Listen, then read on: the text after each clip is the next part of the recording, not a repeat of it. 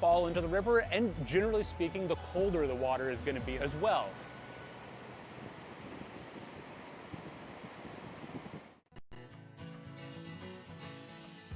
The parking lots here at the Yuba River are very limited, and obviously we don't have room for tons of people here often, so people have to park on the side of the highway.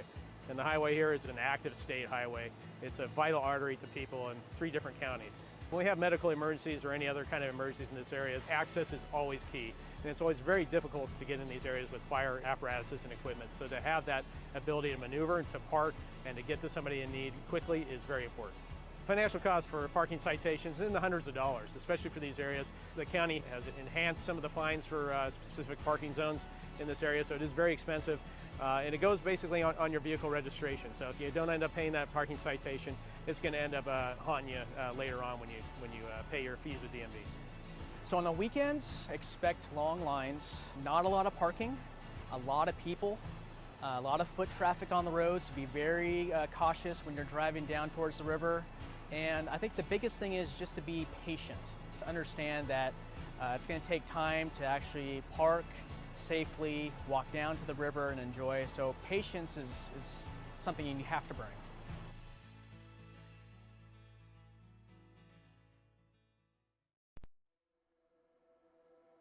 Whether you live in our oak woodlands or alpine forests, if you're a resident of Nevada County, then wildfire is on your mind. From community planning to defensible space and green waste collection. All efforts make a difference. We are all in this together. Learn more about wildfire preparedness at readynevadacounty.org. In Nevada County, defensible space is a year-round effort. From winter storm recovery to preparing for wildfire season, resilience takes a united community. Create defensible space around your home, property, or business to give first responders a chance to protect what matters most. We are all in this together. Learn more at readynevadacounty.org/defensible space. So one of the major threats that we face here in Nevada County is wildfire. And so while you're down visiting the Yuba River, consider the fire threat. Know that on a red flag day especially, a fast-moving wildfire can get out of control. Even a poorly disposed of cigarette could create a fire that pushes all the way down the canyon and into Grass Valley, Nevada City. So this summer we're encouraging folks to just be safe when they're out there. Please don't have barbecues or campfires. Be careful when you're disposing of cigarettes and other products like that that could start a fire. So when you're down here, pay attention to your surroundings. Know that while you're down here, your cell phone may not work. We do have call boxes for you to call out if there's a fire. Should a fire occur in the canyon, you need to be moving quickly away from it, and don't wait for us to fly over, don't wait for engine companies. If you see it, get away from it, move up the canyon, move out of the way of it, because it's going to be congested at the trailhead trying to get out. So have a plan to get yourself and your family out safely, and know that evacuations may take longer on those hot summer days if there's a fire in the River Canyon. Think about things like evacuation. How am I going to get out if a fire were to kick off? Because of the orientation of the fuels, weather, and topography, it's important that you do your part to prevent wildfires in the Yuba River Canyon.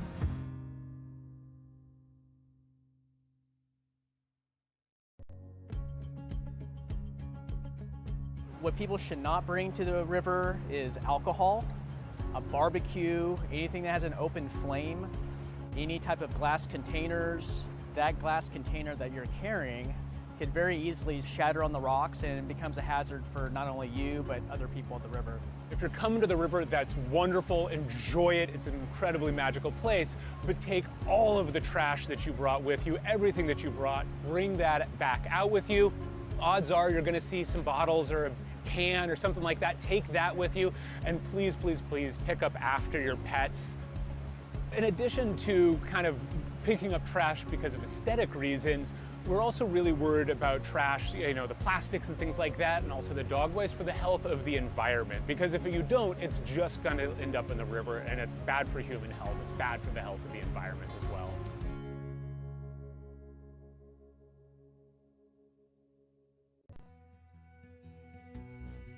the river gives us a challenge. This year particularly with the Spalding Dam issues is that the water is now unregulated coming down the South Yuba River. So we can get fluctuations where you could be in the middle of the river in the morning, standing on a rock high and dry, and then in the afternoon you can be knee deep in water. And it all depends on how much heat they have that's going to melt the snow, that's going to come into Lake Spalding, and that's going to spill over the dam. Being aware that change can happen and being aware when it's happening to be able to move to higher ground so that you're safe and your family is safe.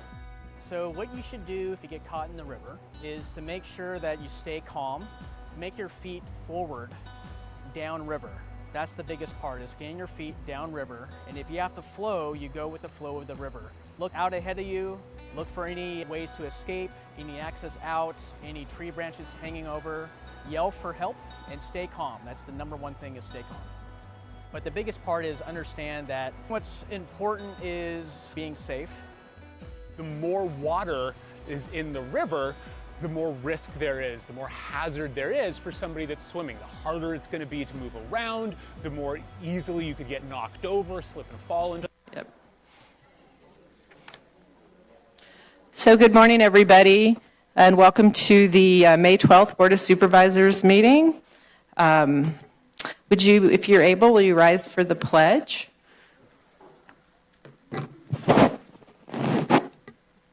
I pledge allegiance to the flag of the United States of America and to the republic for which it stands, one nation, under God, indivisible, with liberty and justice for all.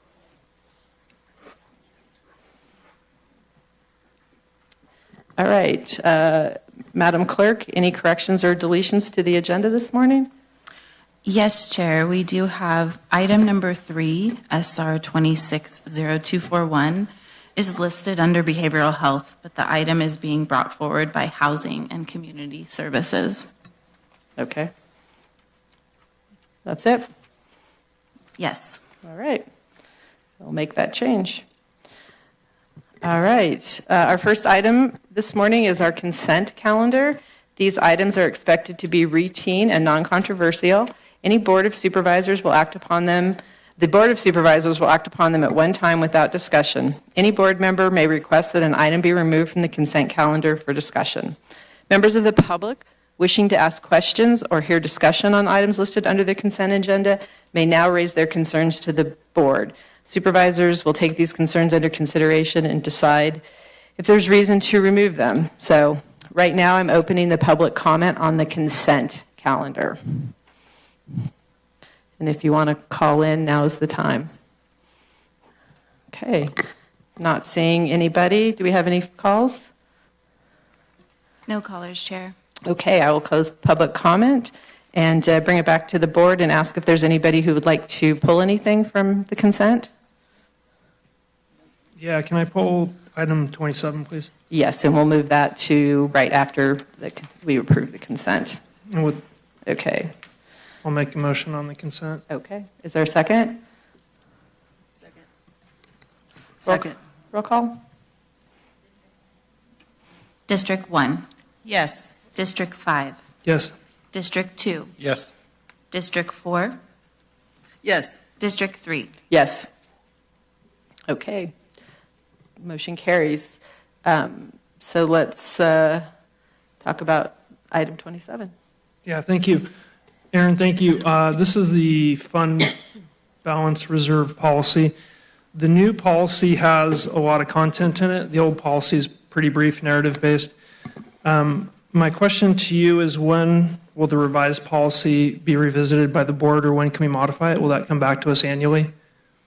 Yes, thank you, Chair and members of the board. Erin Metler, Deputy County Executive Officer and Chief Fiscal Officer. You are correct, Supervisor Bullock. The policy before you for fund balance has been completely redone.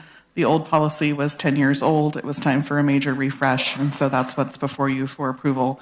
We do plan to bring back additional pages to this policy in the fall when we try to capture how we want to handle other funds outside of the general fund in terms of fund balance reserve and what criteria we want to create for those funds. In addition, the board will review these policies annually at the board workshop as part of the fiscal presentation, and have an opportunity to recommend, question, suggest changes. We generally bring these policies as a group alongside our budget proposal for the fiscal year, and so it gets formally adopted in June each year. So actually, you will see this one again shortly. Shortly. Okay, sounds good. And then we can obviously modify it at that time when you bring it forward, make changes to it. And then my last request would be that maybe as a supplement to this piece or an additional portion of the staff report, could we just get a red line of there was a policy 2011, then 2015, and then this one. Could we just get a red line document that shows us where the changes have been made? Sure, happy to provide. Thank you. That's it for me. Okay, any questions or comments on that? All right, do you want to make a motion? I'll move to approve. I'll second. Okay, roll call? District 1. Yes. District 5. Yes. District 2. Yes. District 4. Yes. District 3. Yes. All right, moving right along. Thanks, Aaron. All right, general public comment. So if people are wishing to comment in the phone, please call in now and get in the queue. Members of the public shall be allowed to address the Board of Supervisors on items that are not appearing on today's agenda. Speakers are encouraged but not required to give their name and district of residence. Please direct your comments to the board up here. Each speaker will be given 3 minutes. At the end of the 3 minutes, how you know your time is up, we cut your microphone off. So it's very clear. So if you can keep your comments clear and concise, that'd be great. You can make comments directly in the board here or by calling 270-3474 to comment live on the phone. So at this point, I will open up the public comment.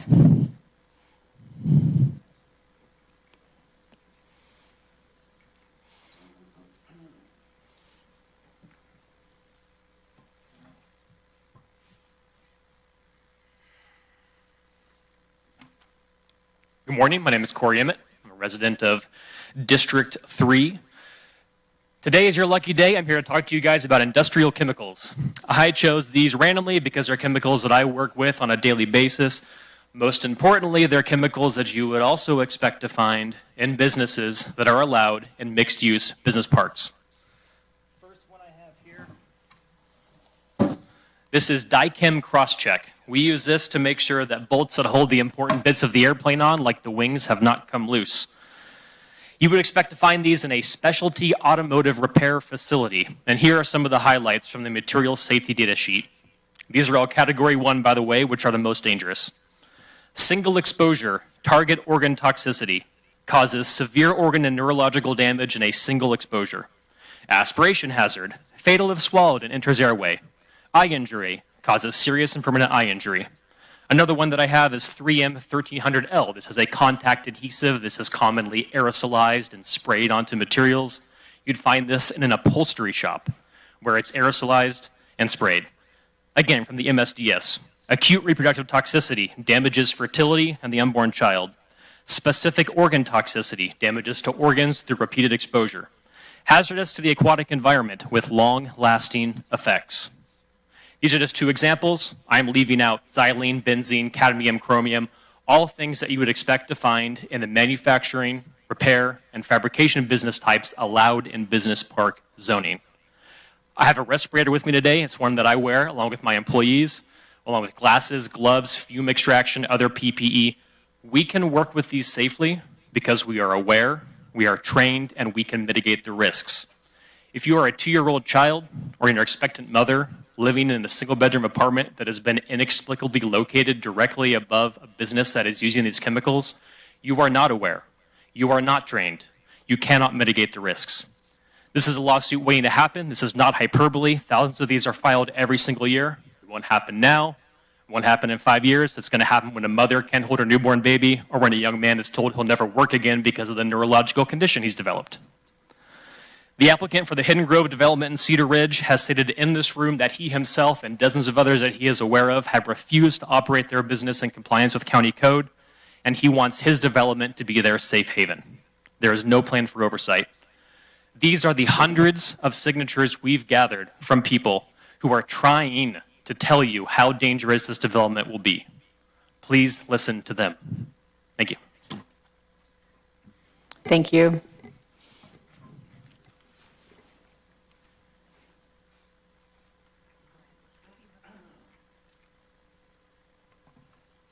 Hello, my name is Patricia Verch, and I live in Lake of the Pines, and I'm here with my next door neighbor, Kathy Bowe.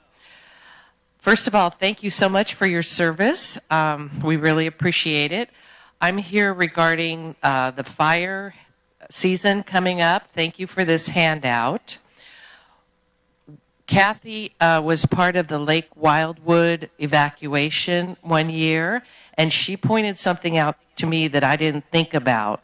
They had an emergency evacuation, and people had multiple cars and RVs, and it took Kathy 1 hour to travel half a block.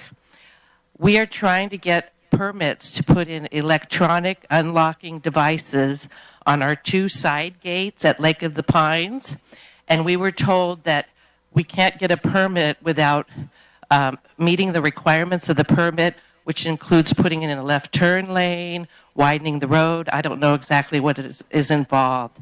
I'm here to request the name of a person that we can talk to get a waiver of these requirements and allow us to put in an electronic unlocking device for both of our side gates so that if there is an emergency evacuation, they can push a button, fling the gates open, and I won't burn to death along with 4,999 of my neighbors. Thank you so much again for your service, and please let us know who we can talk to regarding getting a waiver of the onerous permit requirements. Thank you. Thank you. So I'm going to connect you with Tricia Tillotson, who is right there, and she's going to hand you her card, and she will be able to help you. Hi, my name is Lily Marie Mora, and I live in Grass Valley, California. Thank you for having me here today. I came to give a thank you for the Nevada County newsletter. Again, I just want to remind everybody in the room and everybody watching how important it is to get on that every Thursday. I found out about the mosquito fish giveaway, the job fair, the spay and neuter program. All kinds of great things are on there, and I appreciate it very much. Then I also wanted to give a big shout out about the budget workshop. I apologize for not being there. I've been sick. But Ms. Metler did the Academy Award reality show presentation about that, and it was amazing and fantastic. And then the last but not least, I thank you for being invited to be on the Citizens Academy, which the dedication of the department heads and the innovation of the staff has been amazing. And I encourage that everyone that can in the public gets in that. And I encourage that it be open to students to receive either high school credits or college credits to go to that. I think would be a great addition to that thing. Anyway, thank you very much. All right, have a great day. Bye-bye. Thank you, Lily Marie. So my name is Linda O'Kay, and I'm a happy resident of peaceful Cedar Ridge. Our neighbors, Can you pull the microphone just a little closer? There you go. Thank you. But you got the name, right? Okay. Our neighbors and the residents of Cedar Ridge are strongly opposed to the industrial park planned for our rural environment. The development would be accessed by a narrow, dead-end country lane. There's no space to even turn around and not enough width to accommodate fire trucks while residents are trying to evacuate. The project proposes reducing this narrow access by even 20 more feet, adding an additional 24 units with residents, guests, employees, customers, deliveries, and shipping to the already very busy State Highway 174, which will only make the traffic problems worse. The industrial park will require both a zoning change and an amendment to Nevada County's general plan. There are many vacant spaces in already established industrial designated areas like Loma Rica Industrial Park, Whispering Pines Business Park. Just imagine trying to have families living above those industrial spaces up by the airport. Is just not compatible with families or safe. Please, please help us maintain the peaceful life that we have always experienced living here and raising our families in Cedar Ridge. Thank you. Thank you.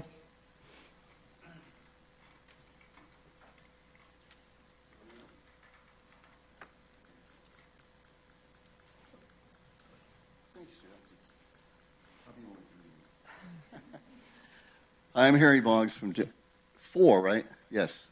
It's a wonderful place. A lot going on there, District 4 down there. A lot of fun stuff happening. Some international fun stuff is not so fun. It's been a busy spring concerning the issue, the international now issue of physicians' assistants in dying, whether it be in Britain, Switzerland, several developing nations, the United States, 14 states now have physicians-assisted suicide statutes on the books. 15 years ago, is there a journal? I wonder if there's a journalist in the room who covers stuff like this. Dating from 2015, this is the Pam Bondi from Florida. My correspondence with Pam Bondi's office when she was Attorney General of that state, reporting a forced, I guess you would call it, a forced interment of a end-of-life or severely ill patient in Orlando who was forced into hospice and perished there. And then the person who came in after her was Attorney General of the state of Florida, Ashley Moody, who's now the senator from that state. That's from Florida.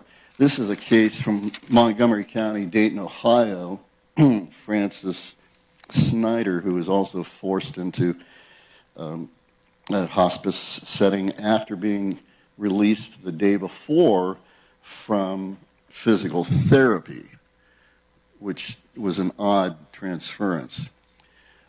Primarily, though, I was wondering what all counties in the United States, what all counties do when they're presented with a death certificate that is signed by a local coroner or physician stating that a person through a particular state's aid in, or MAID, medical aid in dying laws, what coroners and physicians do when they're presented with an MAID certificate that states succinctly reason of death, natural causes. Because in all the states that I've studied, all these death certificates have got to say only natural cause of death, even though the person was in medical aid and dying. If that's presented to our county, or any of the counties anywhere that have these laws, what are coroners in county government expected or obliged to do according to California state law? Yeah. So thank you for your comments, and we can put you in touch with somebody from the Sheriff's Department who are our county coroners. Okay. Anybody else?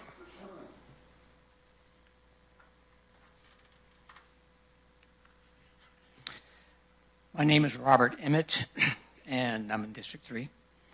I lived across from the Cedars on Highway 174 for 37 years. I was looking over a very important document which you crafted and which you've signed off on regarding your mission, vision, and values. Your mission statement states your intention to work with the community. Your vision statement affirms that you are dedicated to outstanding public service. Your values statement includes that you make every effort to understand what customers need and value. And then you state that you will help our community by facilitating their understanding which alternatives best match their values. I agree with you on this, and I think most of the citizens of Cedar Ridge do as well. The citizens of Cedar Ridge, as seen by those who have signed the petition that my son showed to you, overwhelmingly value their community as well as the rural beauty within its boundaries. What we do not value is increased and threatening traffic, noise, fire danger, and pollution, which Hidden Grove will bring. Now, State Route 174 has a high-speed commuter recreational traffic. Traffic coming from Cedar Ridge to Grass Valley is notorious for exceeding the posted speed limit.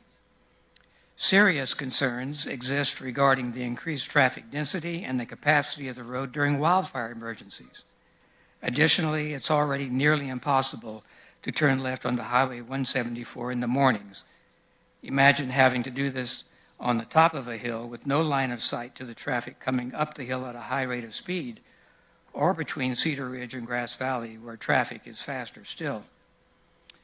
The project requests a right-of-way exemption, reducing the required road from the standard. In a residential fire, a typical ladder truck would block much of the Hobart Lane, narrowing the only access road for the residences. As it now exists, a fire hose would have to be run from the nearest hydrant across the street, effectively shutting down Highway 174. The project relies heavily on Caltrans mitigations, turn extensions, and sight distance improvements. The existing highway conditions are not suitable for the project. The additional traffic, noise, smog pollution, idling vehicles, and overflow parking will adversely and potentially dangerously affect the nearby preschool and daycare, as well as Union Hill School, Calvary Bible Church, and Cedar Ridge Baptist Church. Regardless of the intentions in the applicant's well-meaning developmental proposal, this area is not suitable for this amount of traffic, and it causes serious safety concerns. For our small community, the Hidden Grove project is just too much. Thank you. Loriana, are there any callers? There are no callers, Chair, but we did receive one written public comment regarding the Sierra Nevada Memorial Hospital that's been distributed. Okay, and thank you. And we have all read that, and I will be passing that on to the appropriate people at the hospital to try and address the concerns that have been raised. So thank you. All right, any other public comment in the chambers?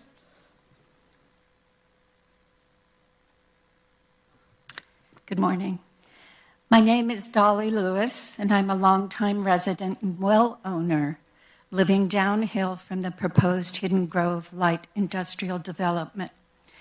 I'm here today because this project raises alarming concerns for those of us with homes and drinking water lying directly below it. Our water comes from the same ground beneath this proposed development. If that groundwater becomes contaminated, there's no quick fix or alternate pipeline waiting for us. Our wells are our lifeline. One of my biggest concerns is the risk of septic system failure. We all know these systems can and do fail, especially with increased density, heavy seasonal rains, or inadequate oversight.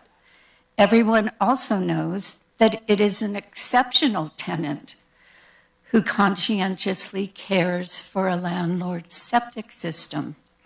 In this plan, there would be roughly 40 tenants between the apartments and industrial units, and we are being asked to trust that toxic substances will not enter our groundwater. When septic systems fail uphill from residential wells, contaminants don't stay neatly contained. They move downhill through the soil and groundwater directly towards the people living below.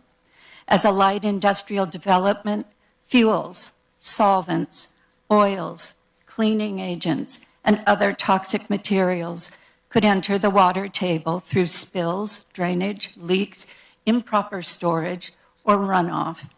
Once groundwater is contaminated, the damage can last for decades. Families like mine could be left with unsafe drinking water, enormous treatment costs, declining property values, chronic health problems, and permanent uncertainty about the safety of the water coming from our taps. Why should residents bear the brunt of such serious risks? There are appropriately zoned industrial areas available elsewhere. Even the Planning Commission initially expressed concern that this project was just too intense for this community. I'm asking you today to seriously consider the long-term impacts of this project, not just the economic promises, but the profound environmental risks and the impact on surrounding homeowners. Please do what we elected you to do. We're counting on you to deny this project that threatens the community's water, our well-being, and our future. Thank you. Are there any other public comments? All right. Seeing none, we will close public comment. And we are going to now recess as the Board of Supervisors and convene as the Nevada County Sanitation District.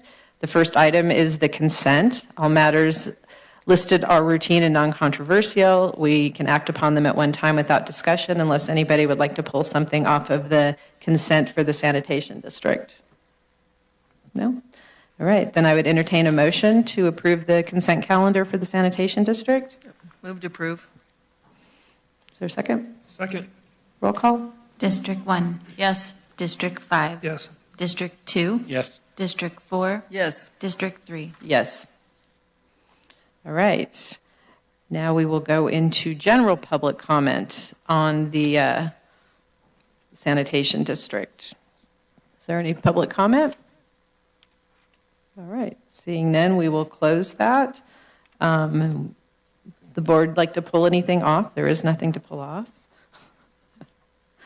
All right. Sorry. I'm now going to adjourn as the Sanitation District Board of Directors and reconvene as the Nevada County Board of Supervisors. I don't know why that was on there.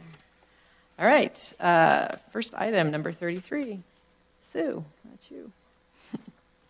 Oh, great. Thanks, Lisa. Yeah, I'm bringing a resolution proclaiming May 16th, 2026 as Armed Forces Day in Nevada County. And I would just like at this time just to introduce David West, and I'll let him give an overview, and then if it's okay with you, read the resolution at the end. Thank you. Thanks, David, for being here. This is I'm looking really forward to this celebration. Thank you very much, ma'am. Thank you, Chair, ladies and gentlemen of the board. This Saturday, May 16th, we're going to be celebrating Armed Forces Day 2026.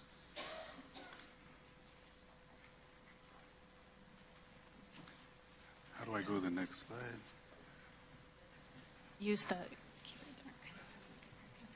There we go. All right, got that all figured out now. History on Armed Forces Day. So President Henry Truman in 1949 decided in his infinite wisdom, with all the different branches of the military having their own day, whether it be the Marine Corps birthday or the Army's birthday, he wanted an event that would symbolize all the branches of the armed forces on one day. 4th of July represents a national holiday. Memorial Day exists to remember those that have fallen, but there was not one day that existed to highlight all the great things that the military does together. So it was meant to honor the Americans that were serving in uniform while promoting a public understanding of what the military did. President Truman actually described the day as a tribute to the patriotism, courage, and service of the nation's military personnel. Promoting military thriving. Armed Forces Day and the celebration that we're doing is an extension of President Truman and how we provide services in Nevada County on a daily basis. Nevada County has established itself as the model for how small rural counties provide services. Last year we had leadership from Glenn County come in and evaluate how we provide services, and they now have established their own VSO in the first time of their county, and they have functioned on how we operate. I have gone to other counties to assist them as a mentor and help them grow, and we have a great reputation with Calvet. The expectation is that we know how to assess veterans with submitting claims to the VA. That is evident in the fact by the money that the veterans bring into Nevada County. In 2018, when I first assumed the role of the County Veteran Services Officer, the veterans in this county were bringing in $36 million through benefits that they've earned through their service. Last year, that number increased to just under $96 million, with $5.3 million bringing in last year.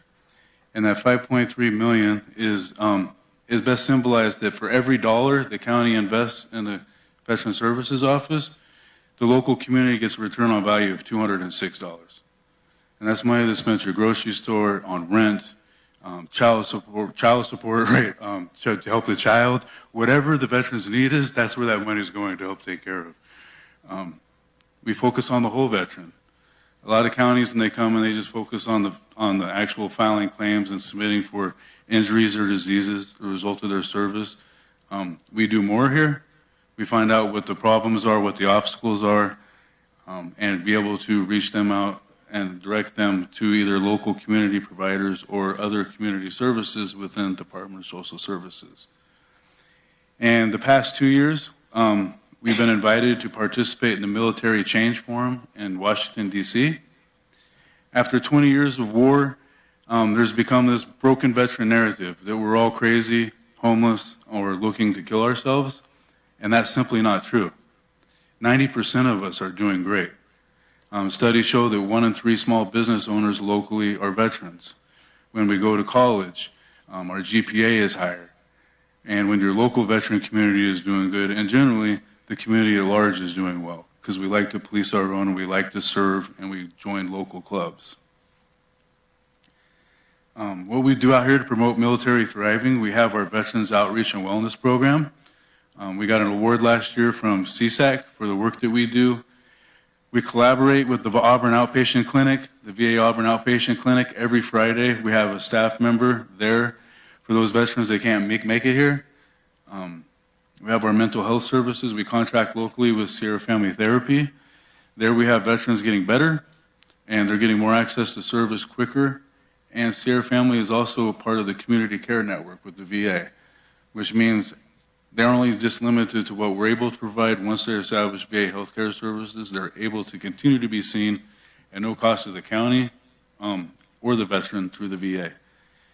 We meet veterans and family where they are. We're dedicated to finding our veterans in Truckee. We're up there every other Friday.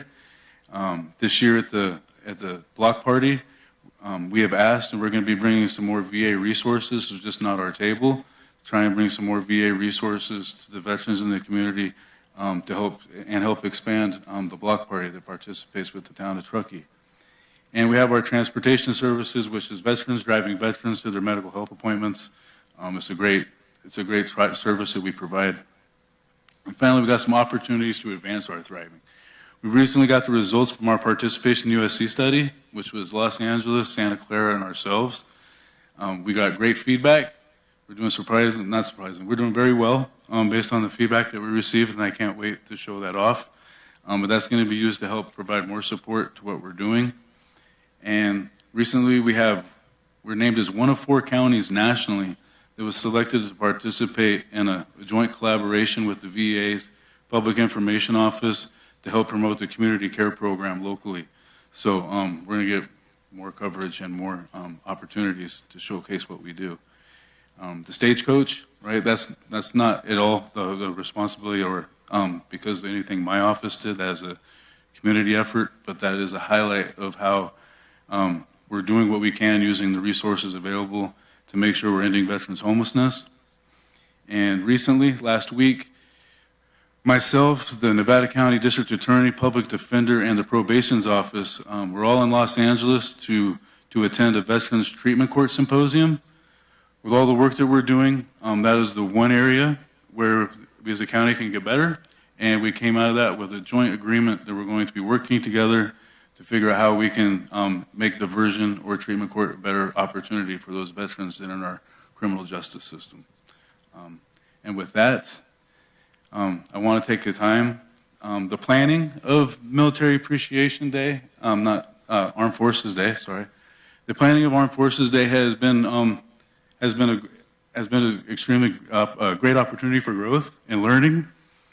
There's been some transitions over the course of this, the planning of this day, from challenges with the Department of War, lack of communication. There was a couple government shutdowns, but it's going to be a great event. And the reason why this is going to be a great event is because of all the people that came to help. We have Paul Cummings from OES, Rachel, Kristen Plant, Mulata. But 2 years ago, the Nevada County Consolidated Veterans Council came together and decided to develop an award for those people that rise above and do great work on the benefit of the whole county, veterans as a whole. This event would not be taking place without the wisdom and know of the airport and details, without the participation of Rain Wren. So the Nevada County Consolidated Veterans Council wanted to present her with an award for all the work that she has done to help promote this event.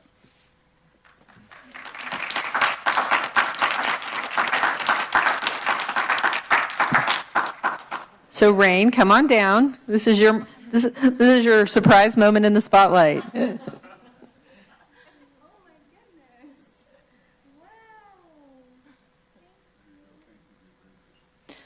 And yeah, and stick around because we're going to do a picture. So thank you. That was the best kept secret. Yeah.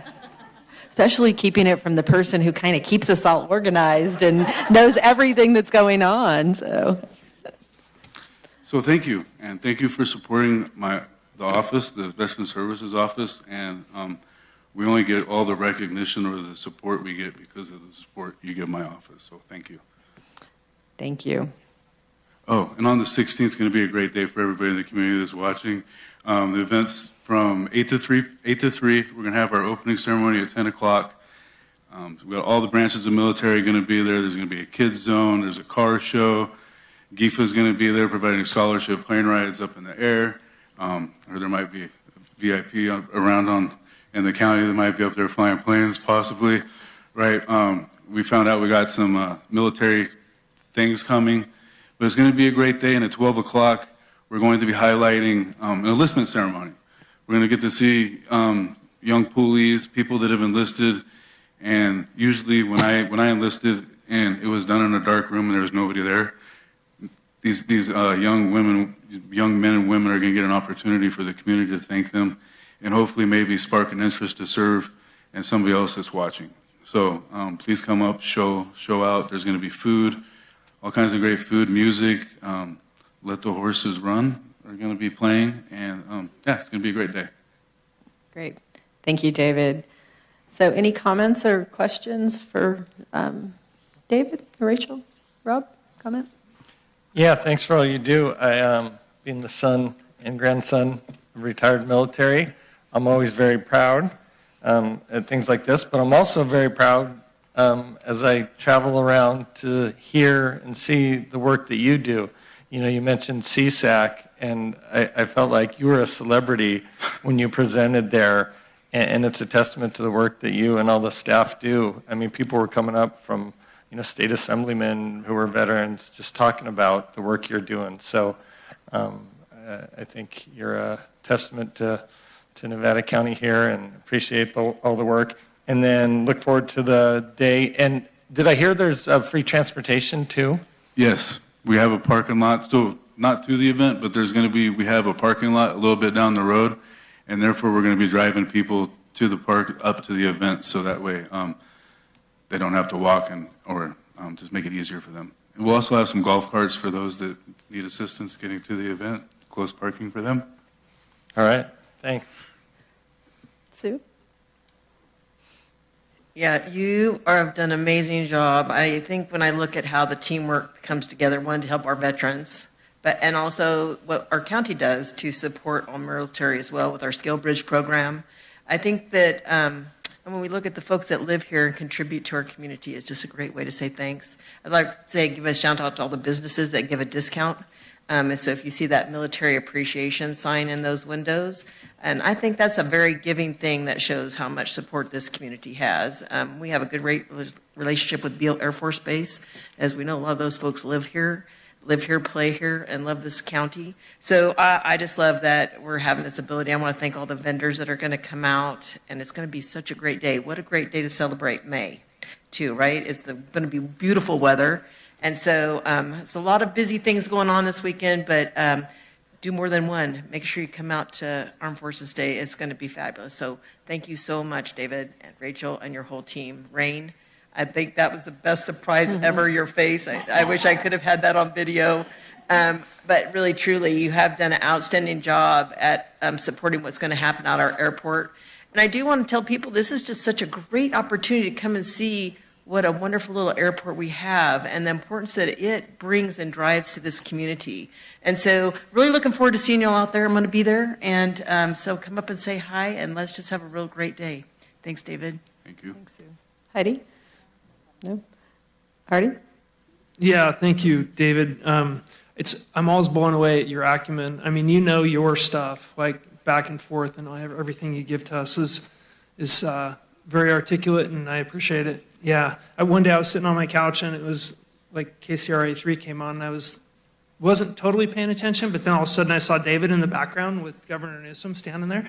I go, hey, wait a minute, pause that. And then I recorded it. I took a picture. I think I sent it to Allison. I said, one of your teammates is up here on TV with the governor. So thanks for all you do. And I was just echoing Rob's comments as well. Just it's so great to see you cycle through all the different layers of government and put a great face to Nevada County.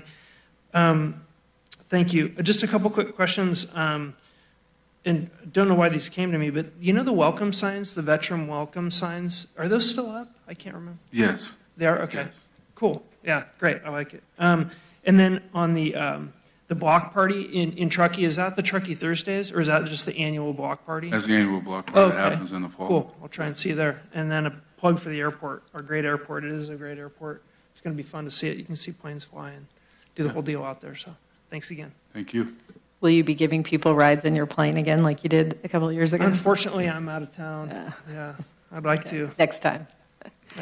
Well, thank you very much. Thanks for all the planning. And I know this event takes a lot of work, and none of us at the county are professional event planners, but we all do a great job when we come together to pull something like this off. I think it's going to be a great day. One of the things I really enjoy is seeing all the branches of the military there, and then the young people who come up, and they have everybody in one spot so they can talk to the different branches if it's something they're interested in doing when they graduate from high school. So I like the feel of that, and also the looking forward to the advancement ceremony that they're doing. That is so wonderful. They tell a little story about each of the people who are being, is it promotion or is it? Enlistment. Enlistment, yes. Yeah, so again, thanks for all that you do and for putting this event on. And I will be there. You know, that Supervisor Hook will be there, and cheer you on.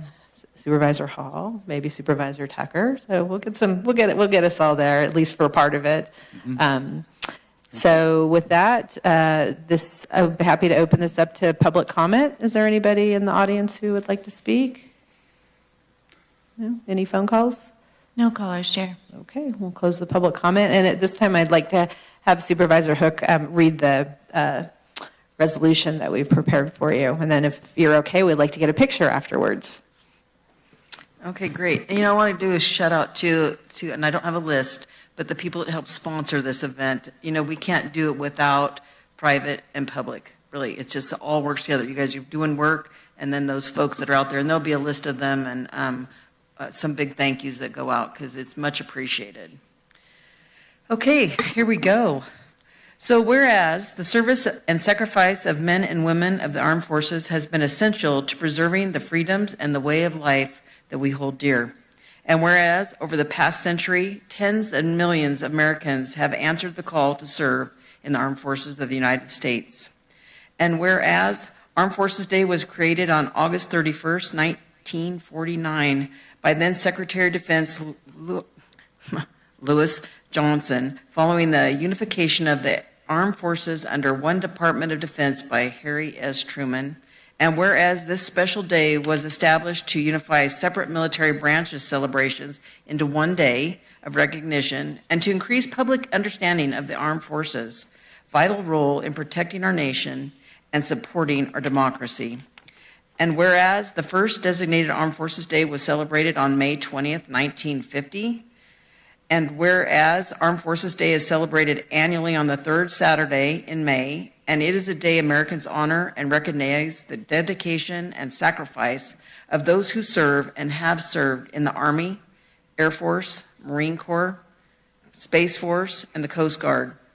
And whereas the professionalism, dedication, and sacrifice of our service members, whether active duty, National Guard, Reserve, safeguard the freedoms and prosperity we cherish and inspire hope around the world. And whereas less than 1% of Americans serve in uniform, and the unmatched strength of the United States Armed Forces reflects the diversity and resilience of our nation. And whereas we pay tribute to those who serve, we also affirm our obligation to ensure that all qualified and willing Americans who wish to serve in the United States Armed Forces may do so openly and free from discrimination.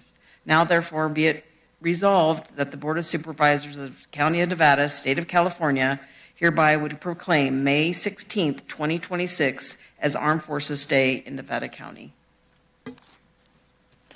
All right. I would now entertain a motion to adopt the resolution. So moved. And a second? Second. And roll call? District 1. Yes. District 5. Yes. District 2. Yes. District 4. Yes. District 3. Yes. All right, motion carries. So can we get a picture with you?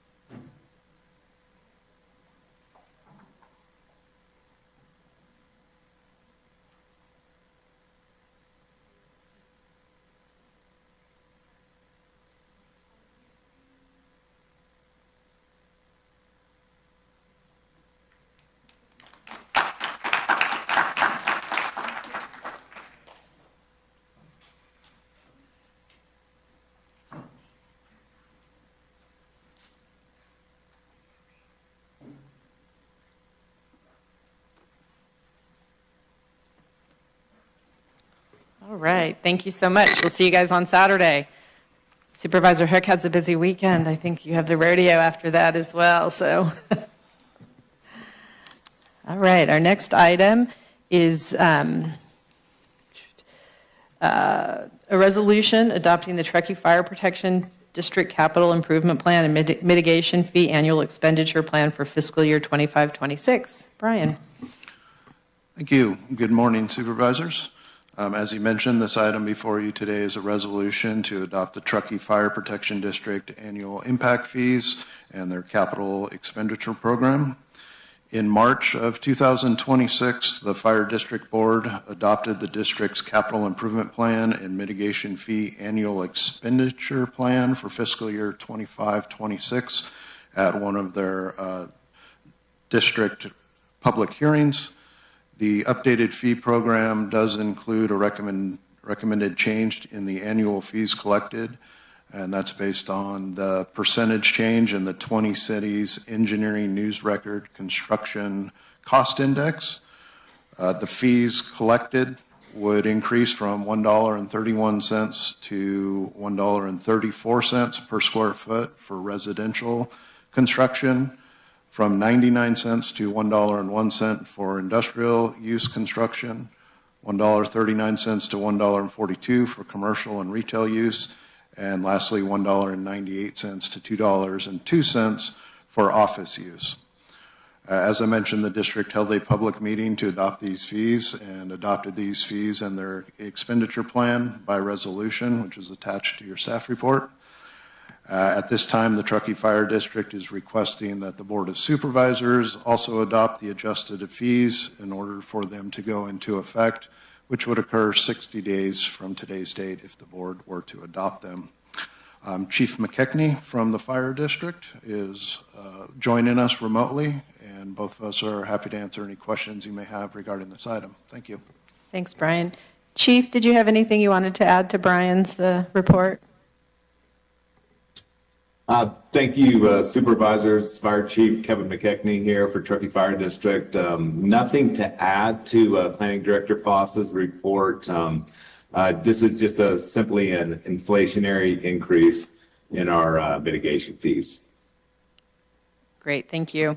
All right, questions for either Brian or the chief? Hardy, any questions? No.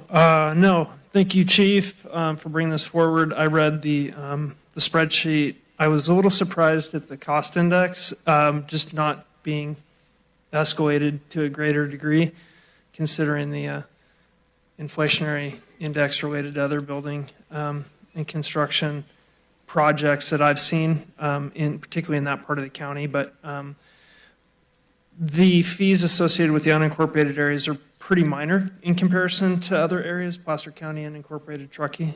So I don't have any questions. Just want to make sure that we support your CIP. I saw the new fire station in there. I saw some of the apparatus enhancements that you and I have talked about. I feel confident that the board and the fire department are doing the right thing for the community and meeting all the needs and prepared for the future. So no future questions except one minor one. Chief McKechnie, just want to confirm that the rates that the unincorporated areas in Nevada County, those enhanced rates, prorationally speaking, would apply to Placer County and the town of Truckee as well. So the cost index would be applied equally to those other jurisdictions? That's correct, Supervisor Bullock. It's the same rate throughout the fire district. So we have one rate for our 3 different land use managers, Placer County, Nevada County, and the town of Truckee. So we're bringing this to all 3 land use managers. It's going to be before Placer County Board of Supes next Tuesday. And the rates are all the same. I will add that we are planning to do another Nexus study. And so typically you do these about every 5 to 8 years. I think the law requires a Nexus study at a minimum every 8 years. We are planning to revisit our Nexus study this year. So, and it may capture maybe what you're alluding to, Supervisor Bullock, with the high cost of construction. Maybe not being captured in that 20-city index that is tied to our past Nexus study. So, like I say, we're going to revisit that Nexus study in the coming year. Yeah, I look forward to it. I'm sure it'll be it'll be informative. Thank you, Chief McKechnie. Thanks, Brian. Heidi, any questions? No? Sue, questions? Rob, questions? All right. So this is a notice public hearing. At this time, I'd like to open the public comment. Is there anybody who'd like to speak? Any calls, Loriana? No callers. Okay. Seeing no public, we will close the public hearing and bring it back to the board for a motion. I'll move to approve. Second. Roll call? District 1. Yes. District 5. Yes. District 2. Yes. District 4. Yes. District 3. Yes. Great. Thank you. Thanks, Chief. Thank you. All right.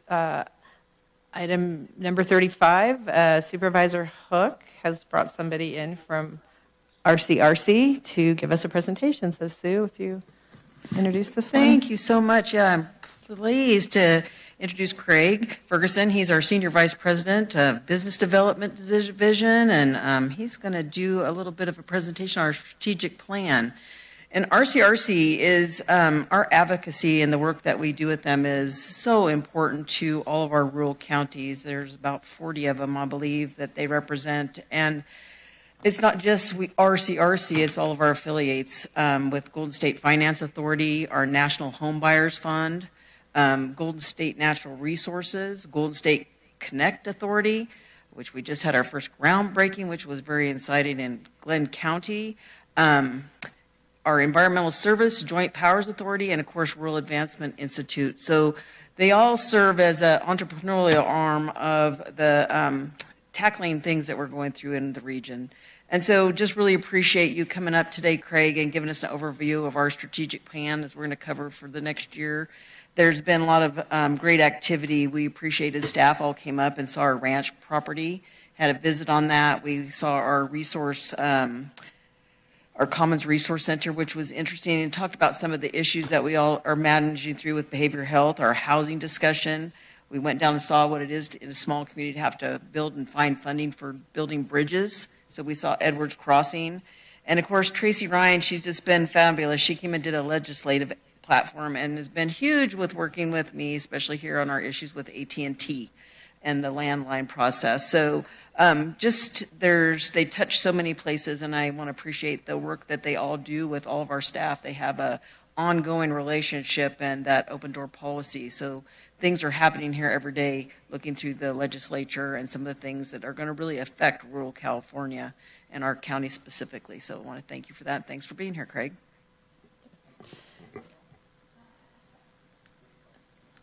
Thank you, Supervisor Hook, and good morning, Nevada Board of Directors. And Supervisor Hook already took half my presentation. Can you, Craig, can you pull the microphone a little bit closer? Yes. How's that? That's good. Thank you.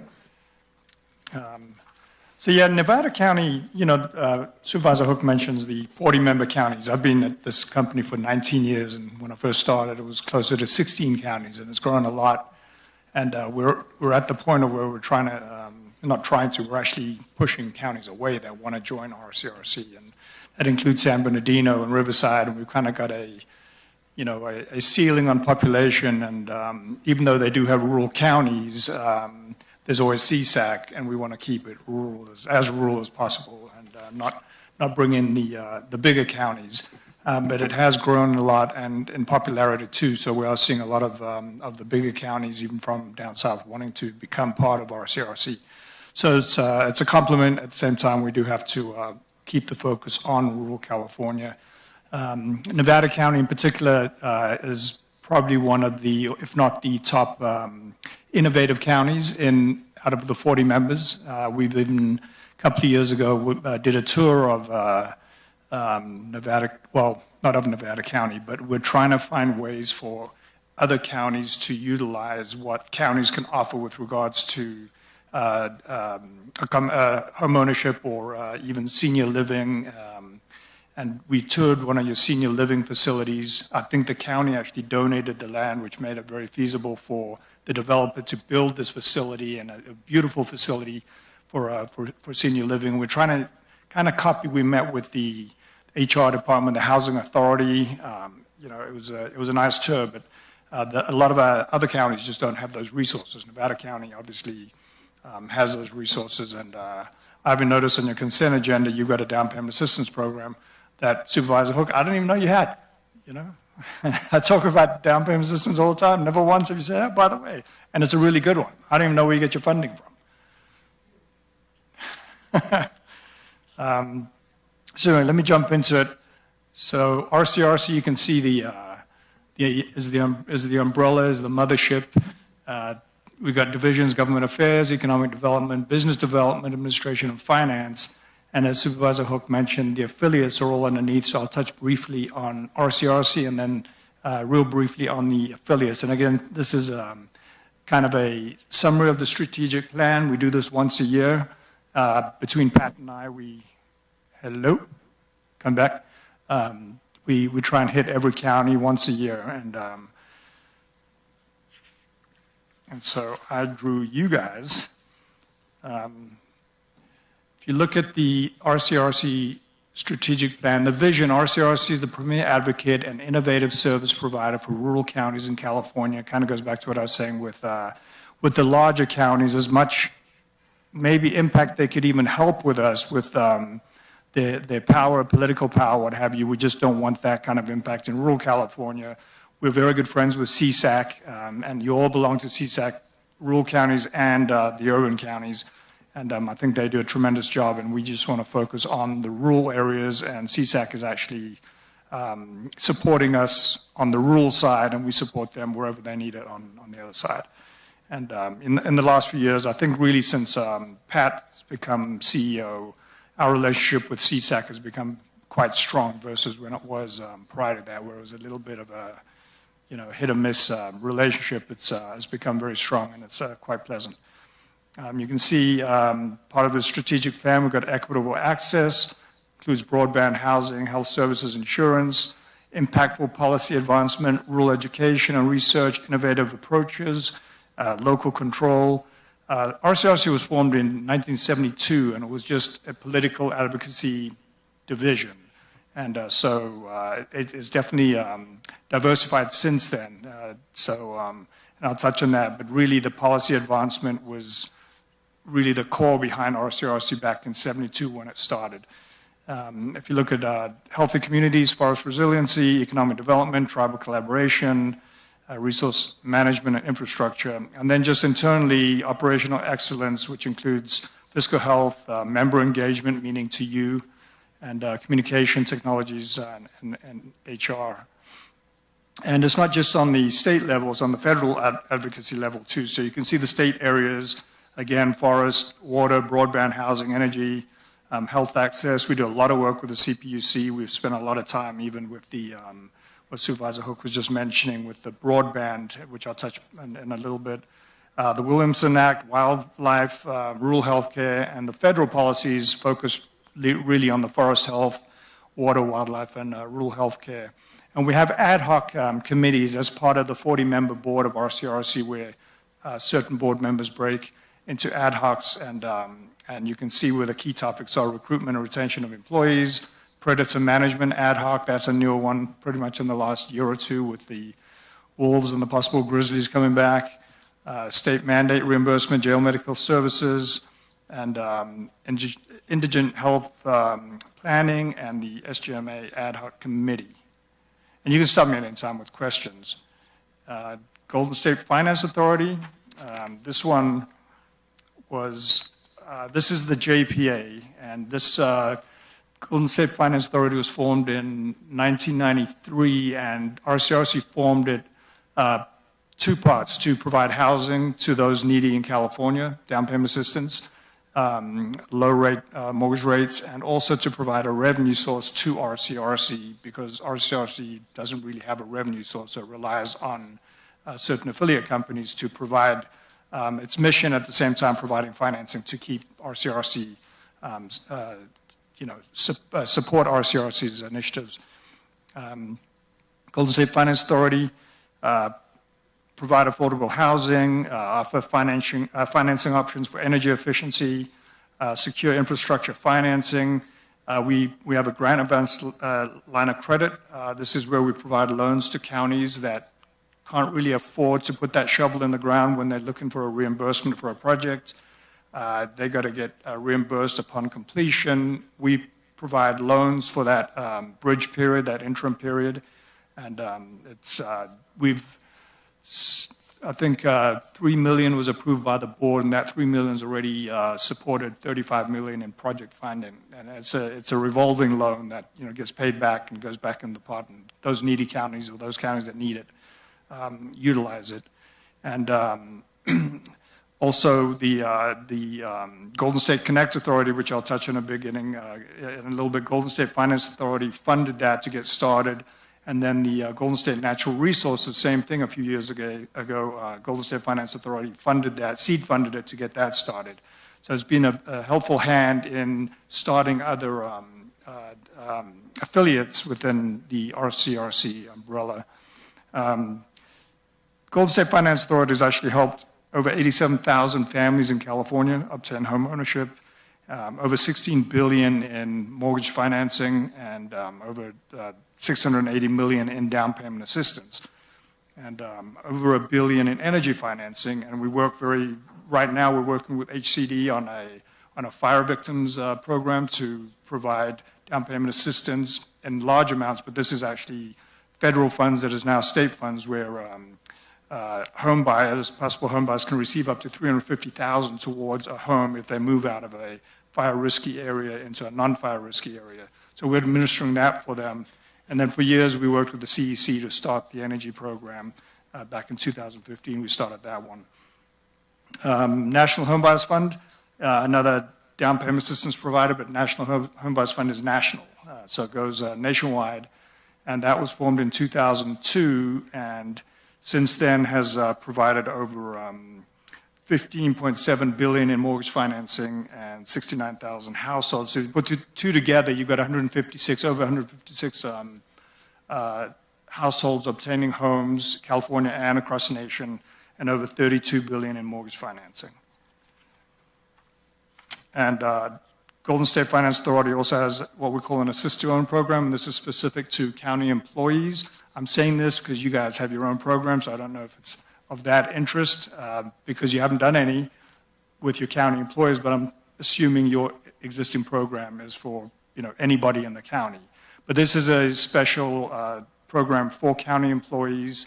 It's a 0% interest second to provide down payment assistance to purchase a home. The idea behind it is to attract or retain county employees in the county. If there's interest, our housing team does webinars, in-house trainings, lender trainings. Whoever's interested, you can get in touch with me, and we can sort that out if there is interest there. I should have done that. And you can see on the map where Lassen County's done 22, I want to say Tulare counties, probably, I don't have my glasses on, but it looks like Tulare. And the board recently, the executive committee we approached because originally we had approved up to $2 million for this of GSFA's money, and we increased that up to $4 million because it is moving and most of the board appreciates the program, so we're just going to keep that going. The broadband entity, Golden State Connect Authority, this was started, a few years ago. We started working with an entity out of Utah called Utopia Fiber. We were introduced to them by an investment banking firm called KeyBank, who is actually their investment banking firm who issues debt on their behalf, who sells debt on their behalf. And since then, we have applied for federal fund awards via the CPUC.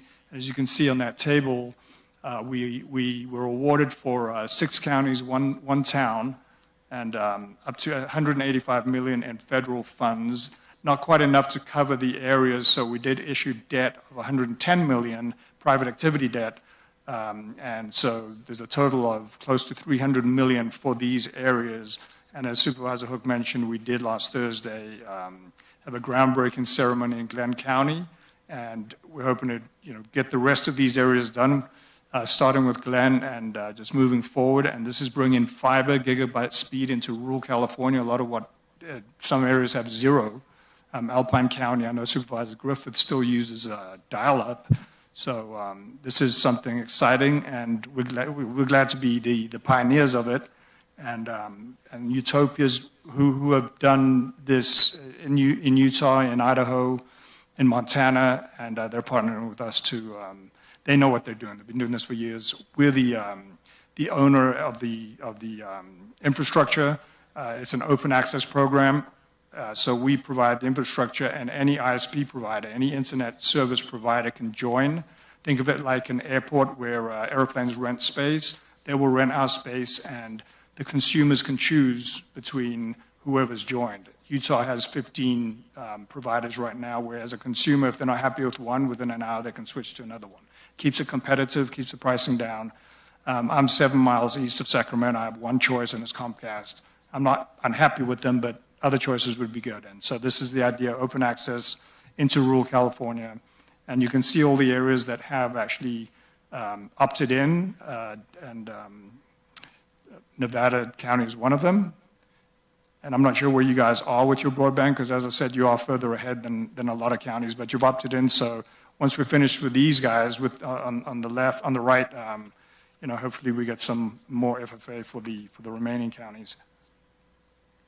The other affiliate, Golden State Natural Resources, again, this was formed several years ago. We got into a master stewardship agreement with the U.S.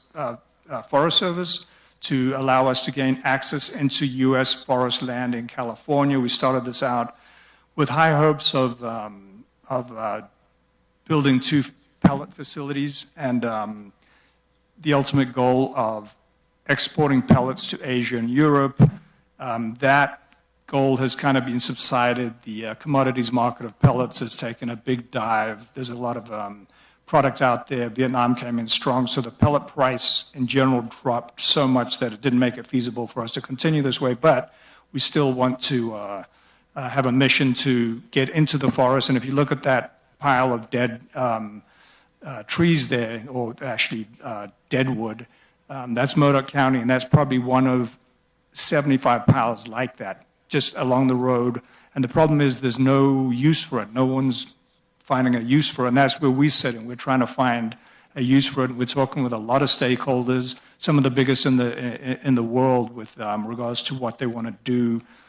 Drax, we were in partnership with Drax, still in partnership with Drax, so they want to build a BEX plant in the valley, and we're moving towards chips, but we're still trying to find a way to feasibly transport the chips to the ultimate user. But it's not a lost cause. We own land in Tuolumne County and Lassen County, and we'll probably build facilities, but more in line with a chipping facility as opposed to a pellet facility. Chipping facilities a lot cheaper and a lot more feasible for that in general. Then we got the Environmental Services Joint Powers Authority. This is another entity that was formed in also 93, and it focuses on solid waste and supports the counties with solid waste leadership and advocates on the state and federal level, and offers policy, leadership, technical expertise, and direct assistance to member counties, and Nevada County is part of this. It has started growing quite a bit in the last 3 years, because I think 3 years ago there was only about 17 counties part of this joint powers, but it is growing, and I think it will probably continue to grow.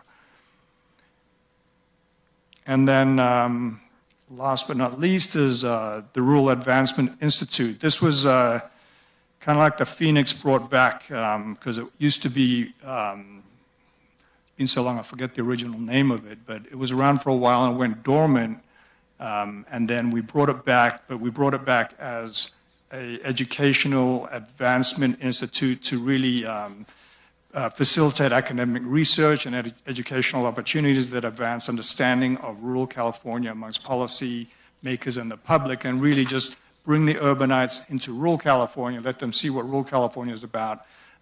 Not many have the opportunity or even care to, but we did a tour in Mariposa County 2 years ago, very, very popular. We did another tour in Monterey County last year, very, very popular amongst the policymakers.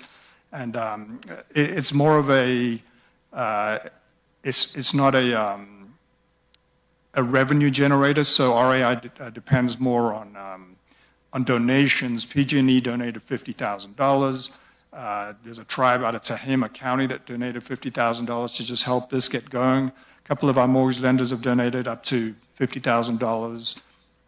National Home Buyers Fund got it started with $100,000 just to get this going, and then it is a 501c3, so once it gets going, we can get more donations that are tax exempt.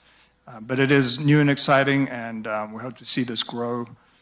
And I think that brings me to the end.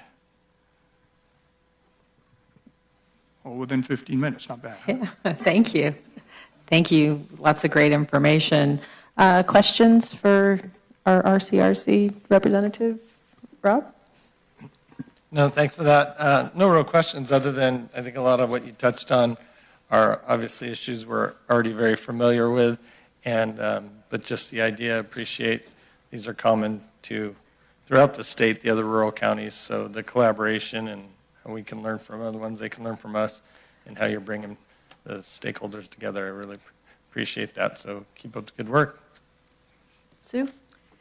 Yeah, that was a quick overview. These guys work their tail off. I'm just going to say it's very interesting to see the process as we go through. Just for example, with RAI, I think that's going to be an important program that we build because it's about education. We talk about this in our county all the time. One size doesn't fit all. And unless we get people out into the land and see what's going on, there's a disconnect. So the the two that we've had have been very successful. And when you can get any of your legislators out on the ground or those folks and really show them what we do have to deal with in rural counties, I think it's so important.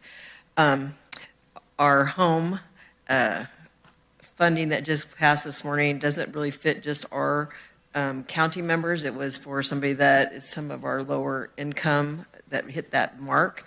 So I always wonder why some people don't take better advantage of our down payment program. And I think probably we just have to get with you guys and maybe do another workshop on that possibly, because we have talked about that before. There are just so many different things. I just talked about that. Our Steve Monahan was so involved with our broadband project at the very beginning. And we have received the money, and we have done 2 small projects here that were underway. And so there's something that touches us in rural California every day. Right now, like I said, I was on the Williamson Act ad hoc as well. Our JPA for solid waste, huge. I want to give David Garcia, he's had set on that along with myself, and now we have Brad Torres sitting there. And I tell you, with SB 1383, I don't know what we've done without that representation as a group from a JPA with the demands that we had to have in small rural communities and have to manage those resources here. So I just like to thank you for being here. I just think everything that RCRC does, and we look in the rural aspects of our communities, is so important. And I do love the relationship we do have with CSAC. I think that's important. You know, they have a rural component there, and those kinds of relationships build, and it's what makes a difference for us to keep moving forward in our little communities. So I know I heard you mention Alpine. I can't imagine how excited they're going to be to have fiber. Dial-up, could you even imagine? I mean, and even in our communities when we work here, we talk about that. Services here for broadband are, we do have broadband companies, but we need to make it so that they can come in and have access to grow off of, just like what you were talking from, because we are a diverse topic. Our topography here is crazy, up and down, forests, canyons, rivers, and we don't have the services that we need, especially in emergencies. Of course, that's why we fight with AT&T over keeping our landlines. And I got to tell you, RCRC and that team did a huge job fighting to have that bill defeated last year, and we still have our work coming up for us this year as we go forward. I get calls every day about people with AT&T, and so I'm always very happy for their support. So with that, I just want to say thank you for being here. Thank you for everything you do, and it's really amazing to see what we provide. I think when we look at our what we're doing with chipping right now, we have that relationship with the Forest Service. Those aren't just come by day by night. Those are a lot of work that happens, and you got to deal with the regulation and the things that we could get it done. We'd be working, right? So I think those are some of the things that we're going to continue to really stay active with. So I appreciate that. Yeah, thank you. Thanks for the presentation, and thanks, Sue, for being on that board. I know it's one of those extracurricular pieces. It takes a lot of time to really understand it. And so thanks for being part of RCRC and out there doing advocacy for us. Yeah, I don't really have any questions. Just maybe a couple quick questions. The pellet facility, I've been kind of tracking that, so I'm hoping maybe if the commodities price comes back, you can re-engage it. It seems like a pretty cool use of the biomass. So we shall see. One plug, you had recreation economy in there. I was wondering, do you guys have any initiatives at RCRC talking more about recreation economy or low impact camping? Or there's kind of a movement to use rural ag lands for camping. Anyway. I know it's county by county. I know Butte County's got a huge initiative, and they do bring that up a lot for their biking trails and camping.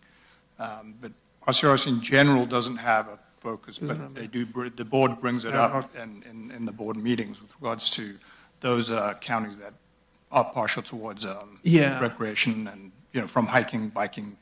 It seems like expanding economic base for rural counties. And the one other question I had, and just maybe it's a comment, but the demise of our rural fire departments is becoming pretty critical.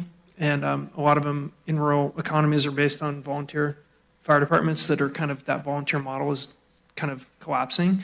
So maybe something to think about at our CRC. I serve on CSAC, so I kind of am loosely connected and try to go to the conference when I can, but it's something I think a lot about. And then obviously, I'm glad you mentioned, I mean, the rural counties are so disproportionately funded in comparison to urban and suburban counties. And when you said San Bernardino County, I was like, no way, there's no way.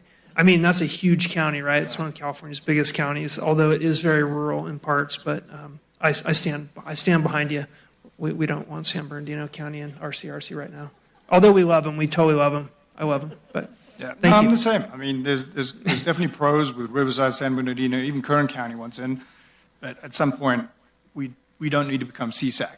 You know, you have a spot, and we don't want to grow too much because then you got CSAC and RCRC, and it doesn't, it doesn't really make sense. So, and it's kind of hard telling the huge county like that no. But, Thank you. Thanks for your time.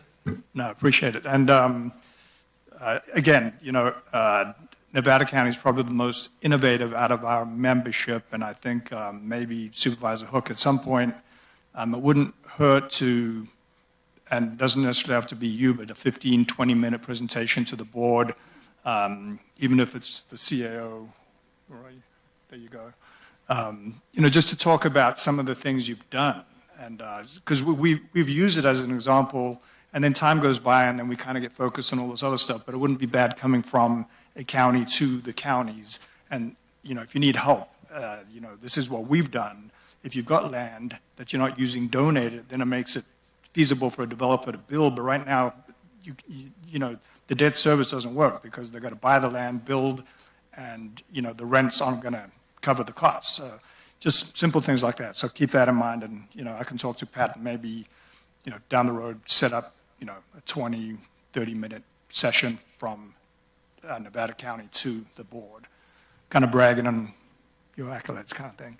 And with that, we've got our County of the Chair on June 3rd. So we're not done with comments or questions yet, so hold your thoughts until that, and then we'll let you go. Heidi? Thanks. I just want to thank you for coming, and I would agree, we're pretty innovative. I think CSAC has recognized that as well. And I just want to give a huge shout out to Sue Hook for the work you've been doing there on RCRC all this time. I think it's so important that we participate in these organizations, and elevates the county's good work. It elevates our name. It helps other counties. So that's all. Thank you. Yeah, thank you. Yeah, and thanks for coming. We really appreciate it. When I look at the title of your educational tour, I love Behind the Lettuce Curtain, Innovations and Challenges. I'd love to hear that. I know our economic development partner here, he refers to Nevada County as behind the Manzanita curtain. So I could appreciate that. But the acknowledgement that rural counties are different is obviously extremely important to us as a rural county. Thanks for the acknowledgement about our innovation. That's what's really, I think, gotten us through a lot of the things that we need to deal with here, because there is such a big divide at the state level between urban, suburban, and rural. And legislatively, I see stuff every week coming out, out of the state that, while it might help some urban areas, it's really detrimental to the rural communities. So we appreciate your work on our behalf in regard to that. So we do need to open this up to public comment. I don't think we have any, because there's anybody in the audience would like to speak? Yeah. This is just about this issue. But you need to come down. Yeah. I really like what the gentleman's proposing to a lot of counties in the state, and it seems to segue well with what Partnership Health had in their agenda for their March meeting, disclosing, according to their Director of Health Equity, Dr. Mohammed Jallo, excuse me, he's explaining that Partnership Health and other health plans are now, according to the Department of Health Care Administration, or Department of Health Care Services, now are expected to comply with community and reinvestment measures per state law. So Dr. Jallo, this is new to him also. So he was soliciting answers to a 24 county survey amongst the representatives of what they call the Community Advisory Council, which I'm on for this county. And Dr. Jallo was asking in person and through email and through their website to share their feedback on what the health plan can do in areas such as improving neighborhoods and community spaces, improving neighborhoods and community spaces, improving the healthcare workforce, which is not as something that you would directly be intervening in, but improving health outcomes and well-being for priority populations, and just improving local communities at large. So if you or your colleagues or anybody might want to talk to the good folks at Partnership Health, that's Medi-Cal, the administrative body for Medi-Cal in 24 Northern California counties. Excuse me. I forget Gabriel's last name. I've talked to her. She's an administrative assistant for the chief executive officer over there. She's at 530-999-6986. And she would be more than happy to maybe see what, if anything. Have you already heard about these measures? You need to direct your comments to us. I wonder if the gentleman's already been working. Yeah. He might be. I might be behind the 8 ball, and the RCRC may have already proposed new strategies with Partnership Health. So I just discovered that when I came into the room, and I thanks for your time. Thank you. Loriana, is there any callers? There are no callers, Chair. Okay, then we're going to close public comment and bring it back to our presenter. Get some additional comments. I appreciate it, and I appreciate Supervisor Hook for being on the board. Shout out to Supervisor Tucker as the alternate, and we look forward to seeing you if you're all going to Mariposa County for the County of the Chair on the 3rd of June, with the board meeting being on the 5th, I want to say. And then again, the RCRC annual conference near the end of September is always a good show, and that's in Santa Barbara. So look forward to seeing you there. Great. Thank you. Thank you. So at this time, I would look for a motion to accept the presentation. So moved. Is there a second? Second. Roll call? District 1. Yes. District 5. Yes. District 2. Yes.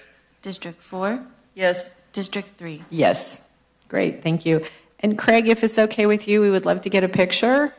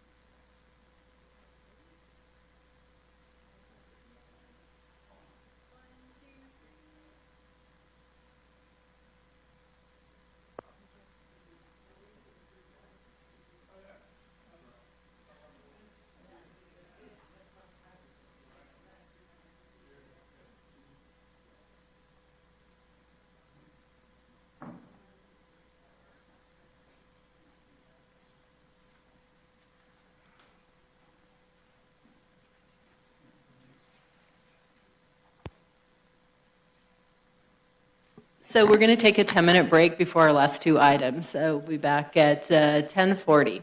Thanks.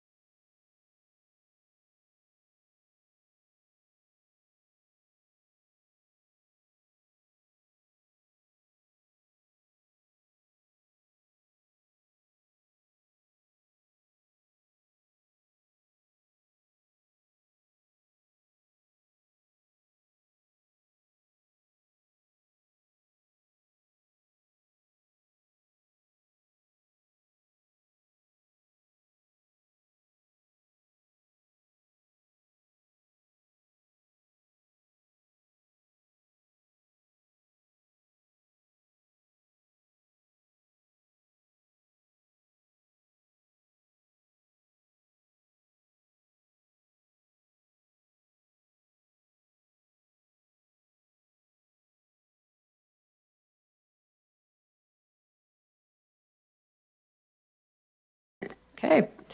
Our next item is our 2026 pension management plan. Allison, did you want to open with that, or? Yeah, I'll go ahead and introduce our Deputy CEO, Chief Fiscal Officer, Aaron Mettler. Really want to recognize that this has been a priority for the board probably for the last 18 months. And I want to recognize the work of Erin and her fiscal team in terms of the due diligence that they have done in advance of bringing this document to you. Looking at practices of other county, we've consulted with industry experts. And so we're very pleased to bring some recommendations regarding our pension management plan for your consideration. Thanks, Erin. Thank you, Allison. Good morning, Chair Swarthout, members of the Board of Supervisors, Aaron Mettler, Deputy CEO and Chief Fiscal Officer, here today to bring to you our pension management plan for the upcoming fiscal year. So if you recall, in 2025, we brought to the board a new pension management policy back in October that really revamped how we approach our pension in terms of daily management, annual reports to the board, wanting to be thoughtful about how we're approaching our pension obligation, how we treat it in concert with our budget, how we treat it in concert with our core service funding, and really put a stronger focus on attacking our unfunded liability in a proactive way. In January, you heard me talk at the board workshop during my fiscal presentation about our current status of unfunded pension liability and how we were proposing to update additional policies. You adopted one today. That fund balance policy really does identify how we treat our excess funds in our fund balance and prescribes a portion of it to go towards pension obligations.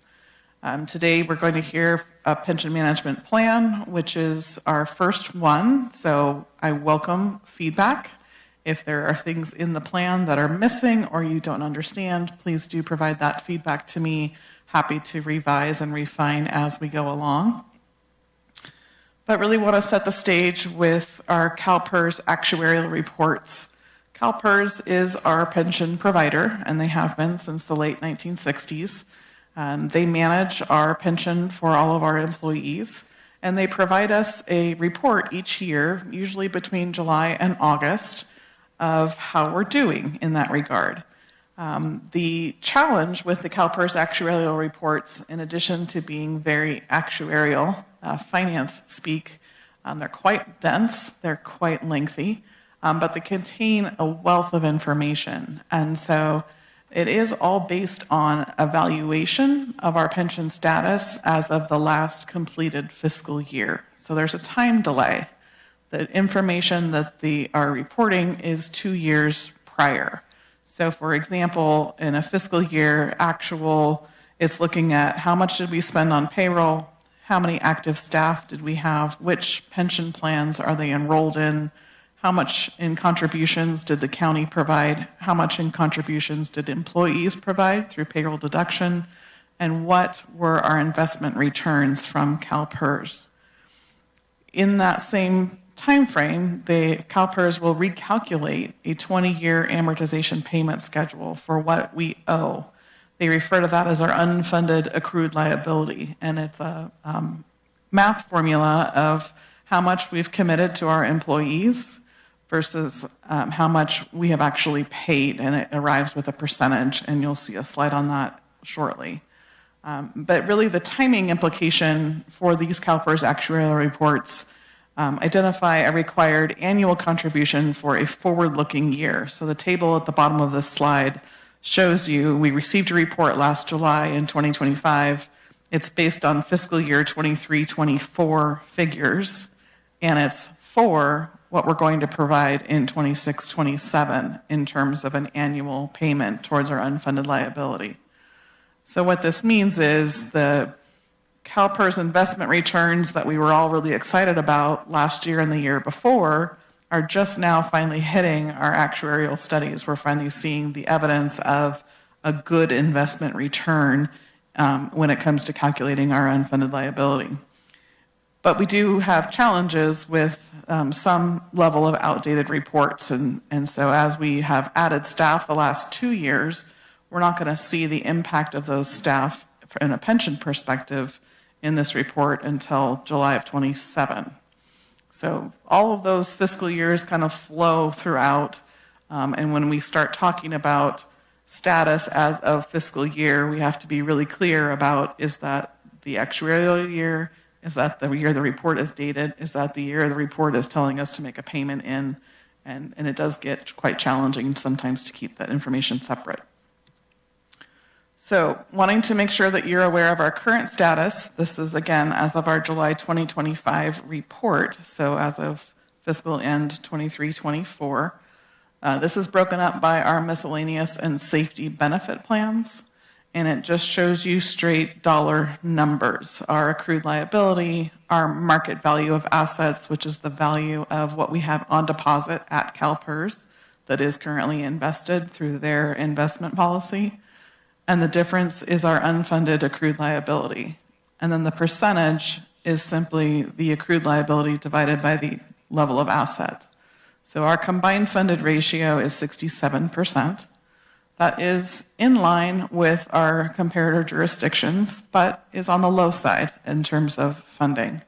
Our pension plan consultants that we hired, Cal Muni Advisors and Weiss Law, recommend that we target 80 to 85% as a funded ratio for a healthy pension. Obviously, we eventually want to get to 100%, but the challenge is each year we add to our pension obligation because we continue to operate, we continue to have employees, those employees continue to earn pension benefits, and so the county is always contributing, the employees are always contributing, and the investments are also always going up or down, which means every single year we cycle through a new study, a new 20-year amortization payment, a new level of funding.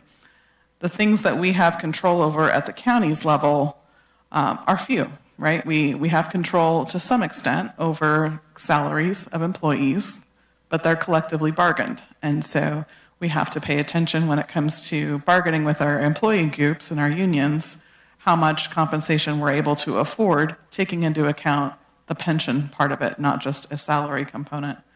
Also, when we add new positions, we're adding to that pension obligation. However, the county has done a number of things to mitigate kind of full burden pension. You might be familiar with the classic tier of pension benefits, and this graph might show it a little bit better. But employees who were hired into CalPERS before 2012 are considered first tier or classic members. They might be in safety positions, they might be in miscellaneous positions, but that first tier or classic is really the most lucrative when it comes to pension benefit, and also the most expensive from the county's perspective. So you can see in this graph, employees contribute just under 9% of their salary, and then the county contributes 14.6 or almost 30% of the same salary figure. We have very few employees left in these categories, and that's a reflection of we stopped accepting employees into this tier in 2012. The board at that time eliminated the ability for new employees to get into this first tier level of benefit and created what's called Tier 2. And so you'll see in that second line of each category, there's a safety Tier 2 and there's a miscellaneous Tier 2. Those numbers are fairly small because the entry point for Tier 2 was also fairly small. PEPRA came about through CalPERS in 2013. So there was only a few months there where we had employees entering into the system at that Tier 2 level. Overall, our employee base, 73% of our current workforce is under the PEPRA plan. So you'll see that illustrated, the number of employees at the right, 76 in safety and 562 in miscellaneous. So a substantial change over time for participation in PEPRA. Interestingly enough, PEPRA represents 73% of our workforce, but only 3% of our retirees. And that number does continue to grow, but at a slow rate. Our proposed plan for 26-27 is to prepay our unfunded actuarial liability of $22.7 million before July 31st of this year. We have traditionally done this action for the last 8 years at least, almost 10 in some areas. It does save us a remarkable amount of money in interest cost, and so we factor this into our budget planning each year, and we factor this into our cash flow also each year. In addition to the prepayment of unfunded actuarial liability, we're proposing to transfer $6 million of our pension assignment in the general fund balance to our Section 115 pension trust. That changes not much in terms of what the funds were identified to be used for. It does take it out of the county's treasury in an investment portfolio and places it into our pension trust portfolio, which is managed externally by PARS. In addition, we are proposing to apply the fund balance policy change adopted earlier today to allocate 25% of the unencumbered general fund dollars also towards that pension trust fund. That will coincide with the fiscal year end 25-26 actions. So in September-ish, when we're starting to close the final period of the fiscal year, the Auditor Controller's Office will be calculating how much money we have available in the general fund that is not encumbered under a contract. We typically put that money right back into our fund balance. Sometimes we ask the board to assign it into a certain category. This new fund balance policy is requesting 25% be taken and put towards pension trust automatically, and the balance of that will go towards other priority assignments. We don't know at this time how much that 25% is worth. In some years it could be substantial, and in some years it could be very little. But the fact that it is a percentage helps us navigate the opportunity to capture some funds before they get allocated into other priority areas, thereby signaling that pension is a priority of the board. We have the option to reevaluate this percentage each year. As I mentioned earlier, the fund balance policy will come before the board at least twice in January at your workshop for discussion, but then also in June for any changes to adopt. And so if that percentage is too high, too low, you'd rather see a range, we have some flexibility there. In addition to that allocation, we have proposed in our upcoming 26-27 budget to collect 1% of actual active payroll during the year. We'll collect that 1% and we will transfer that in addition to that Section 115 pension trust. So all of these three actions are really utilizing our pension trust fund as kind of a holding clearinghouse, if you will, waiting for that next actuarial report once it's released in July to see where we can strategically apply these funds. And when I say strategically apply, there's options on additional discretionary payments. We can buy down a particular year that is expensive. So in that 20-year amortization schedule, CalPERS breaks down every single year which portion of that year's obligation is embedded in that $22 million payment. So we could opt to look for some big chunks to reduce that payment. We could look to smooth out the overall payment in upcoming years. That's really where CalMuni earns its money, is by doing several different calculations for us, and then based on kind of the economics of the county and the goals of the board, we can really determine where is the best place to put that additional funding. In addition to that, you will see CalPERS, I think I need the next slide. There we go. So that proposed plan to capitalize that, we're going to prepay our unfunded actuarial liability. We're going to transfer 3 different funds to our pension trust, and then evaluate in 2026 in July when we get that CalPERS report where to apply those funds. That action will come back to the board. So you will see another report on that and the pros and cons. Happy to do a presentation before we actually make those payments. In terms of next steps, we are almost finished with our pension transparency website. So if you recall, part of the pension policy was to have a public-facing website that it contains these actuarial reports, contains this plan, contains our policy, and ultimately will contain our compliance report. In 2027, we will be bringing forward a pension management compliance report provided to the board. I'm expecting that will come in January, potentially alongside the board workshop or potentially at one of the early 2027 meetings.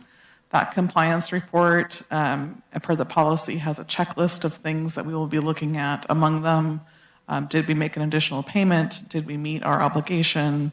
Are there policy decisions that need to be made or were made during the year, and how did they impact our bottom line? And then you will see additional board action to apply discretionary funds in early 2027. With that, I'm available for any questions on this pension management plan for 26-27. Great. Thank you, Erin. Questions? Hardy, any questions? Excuse me. Sorry about that. Thanks, Erin. I think I understand everything. Just a couple of questions. The pension trust return on investment versus our internal return on investment for our investment accounts. Is there a historical average of understanding which one does better, which one does worse, or where are we going to make the most money? Currently, there's about a 2% difference. Our pension trust earns higher interest rate than our investment pool. There is more flexibility in the pension trust in terms of which we are in the most conservative investment portfolio right now. We have the ability to change that investment portfolio election at any point in time. That can be done administratively. But because it is specific to the pension dollars and it is a smaller number, we do have some flexibility in that. But right now we earn about 5% on our deposits. It's about $4.1 million total. Almost 3.5 of that has been direct cash, and the rest has been investment earnings since 2019. Okay, thanks. Just a question, who watches that return? Is that monitored? Do we have Michelle Bodley does it on our internal investments, but do you do that? Are you the one So watching? we contract with PARS to manage that fund, Okay. and we meet, myself, the auditor controller, the treasurer tax collector is kind of your debt advisory committee. We do meet with PARS on an annual basis, and we also receive quarterly investment earning reports. Okay. So we can convene a meeting at any point, but routinely look at it once a year. Okay, thanks.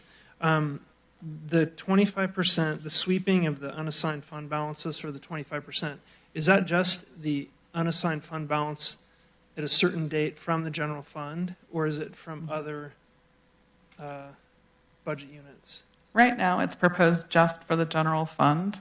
Part of the issue that we have is our non-general funds are restricted in use, and so we can't siphon off unfunded or unencumbered at the end of the year like we can with the general fund. The 1% of payroll is how we get that equitable spread to other non-general funds, because as part of a payroll cost, we can start contributing. And we do that based on how employees are funded on their normal basis. Mm-hmm. So in essence, we're increasing the compensation level by 1% and it is a calculation just off of base salary, but it goes by our salary allocation plan, and that's how we're able to access the other restricted funds. Okay. Can you just talk briefly again about the mechanics of that 25% sweeping in? Because I noticed it in our fund balance reserve policy this morning, but I just want to understand exactly how that works, just piece by piece. Sure. So the auditor's office is really our workhorse on this piece.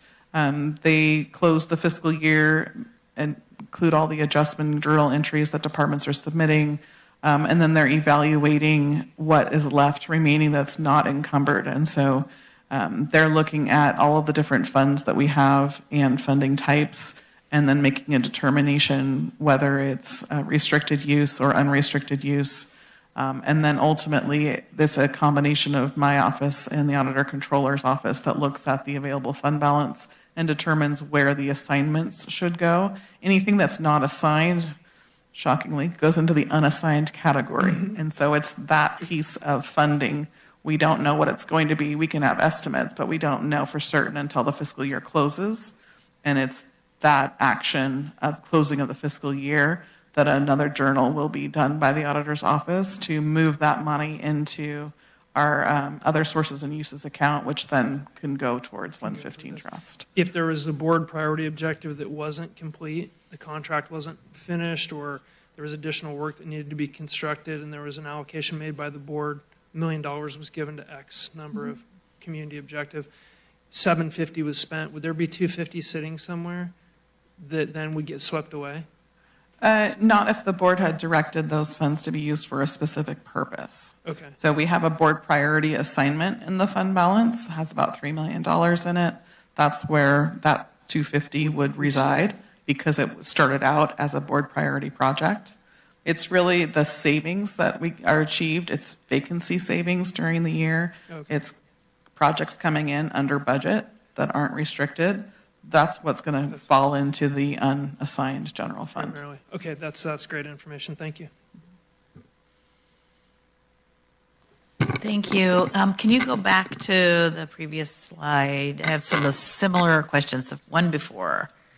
Okay, so can you, I don't know if I wasn't hearing it clearly, but can you talk again about the 115 pension trust? So we're transferring money from different places into that. And then at the end of the year, we pay the 22 million out of that?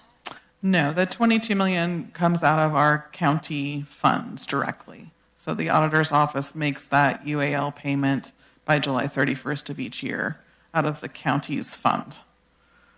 And So that's the a trust prepayment. is for future. Right. The trust is operated outside of the county account structure by PARS, and the funds that are in that trust can only be used for pension obligation. They can be used to deposit to CalPERS. They can be used as a portion of that $22 million if we needed the assistance. It could be used to also do our annual payments as we do payroll by payroll. So it's really just a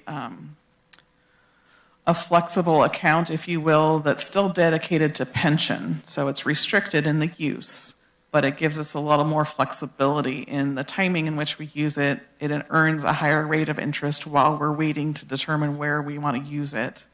And ultimately, we can use the balance in that 115 trust in combination with our deposits at CalPERS to be more flexible in how we're funding our obligations. Okay, that's helpful. And you're suggesting we don't transfer any out of that this year?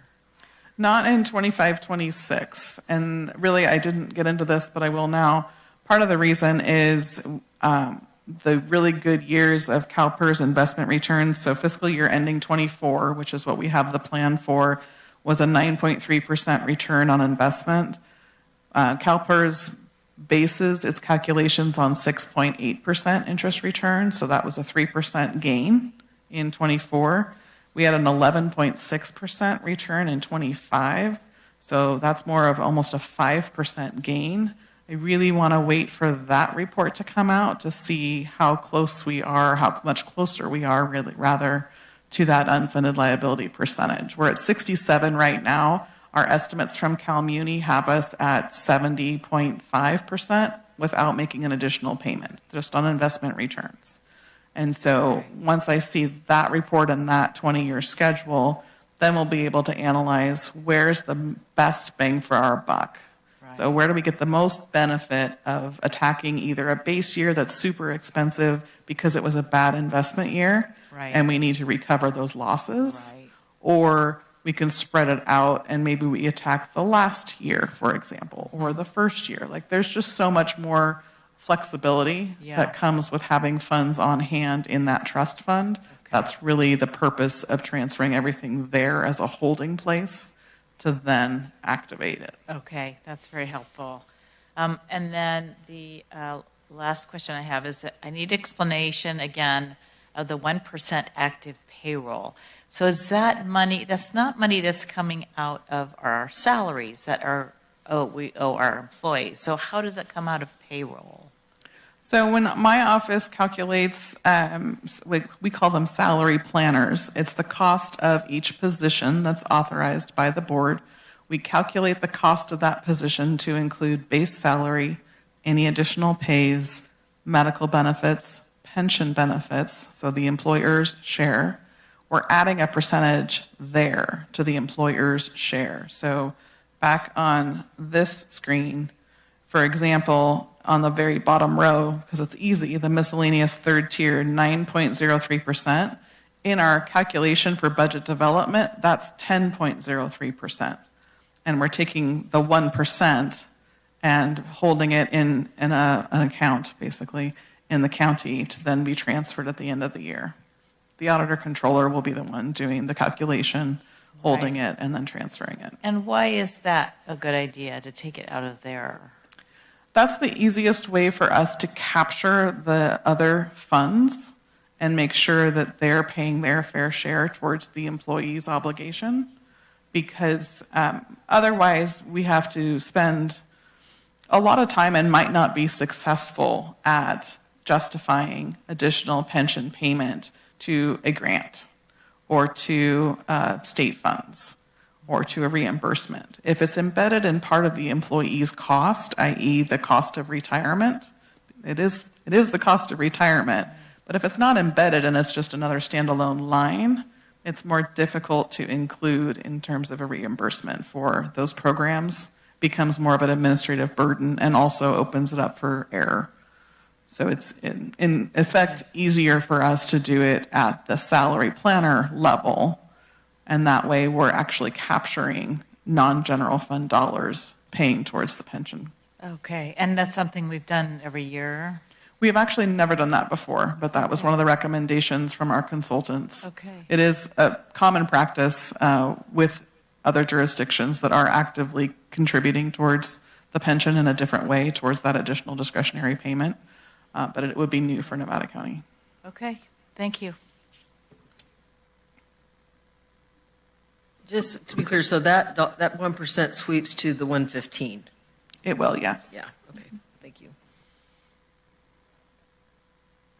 Yeah, thanks for all that. I feel like we've taken a big step from this time last year, just in transparency, that, kind of understanding both, at least for me, and then also the public. So I appreciate all that. A couple questions. Oh, so if the target is 80 to 85%, which I'm totally on board with, I think is a great idea, and the returns that you just mentioned the last couple of years were much higher than typical, the 9% and then the 11%, and that bumped us up to about 70%. I know it's an impossible estimate, but based on kind of historical returns and so on and so forth, even doing let's say the 3 recommendations that we have here, we're still talking, all other things being equal, 5 to 10 years before we would get to maybe that 80 or 85%. I mean, I know it's impossible to predict, but we're talking about essentially a decade thing. And I guess my point is, and I think everybody understands that the decisions we make now we're going to see a decade down the road, down the way in the future. So that's more of an observation, not a question. And then can you pull up number 6 real quick?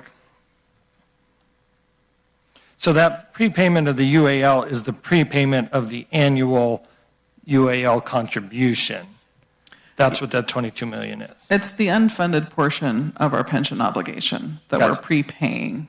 We're still also, in addition to this $22 million, paying on a per paycheck basis to CalPERS the normal cost or the cost of an active employee. So back to this slide, that 29, 25, 14%, that's on a per pay period basis versus this 22 million is what we already have committed to employees that we're paying over 20 years. Okay. And then, I mean, you highlighted it, that prepayment, which is saving us 76 or 760,000 in interest a year, the additional 1% that they asked some good questions about, and then that year-end sweeping of the 25%. Those are kind of the three main recommendations by the consultant that we're doing. And then ultimately, and I know everybody knows this is just guidance for our annual budget decisions. So it's still at the liberty of the board to make these decisions to actually implement them. This is just sort of a framework, a game plan, and then at budget time, we would have the ultimate prerogative to implement these. Yeah, right now our proposed budget is planning on this 1% of payroll. It's about $860,000. It's not substantial, but it is something. Ultimately, anywhere from 1% to 5% of annual payroll is a recommendation from the consultant. We're starting with 1. We got to see how this goes. Yeah. But yes, this is the long game. Pensions are intended to be a long game. We're not going to be required to pay our unfunded liability all at once. It is over 20 years, and that's the prescribed kind of time frame that we're working with. So by making additional movement towards paying our obligation, we will see that needle move more quickly than that 20 years. But we don't have enough money in our active budgets to pay it all off right now, and I think that's pretty obvious, right? It's a $260 million figure, and our general fund alone is maybe 70. So there's challenge associated with that balancing act in terms of keeping business running, keeping our core services funded, and also recognizing that pension is a priority of the board to be transparent about, to talk about, to understand, to normalize, and also to start making progress at funding it.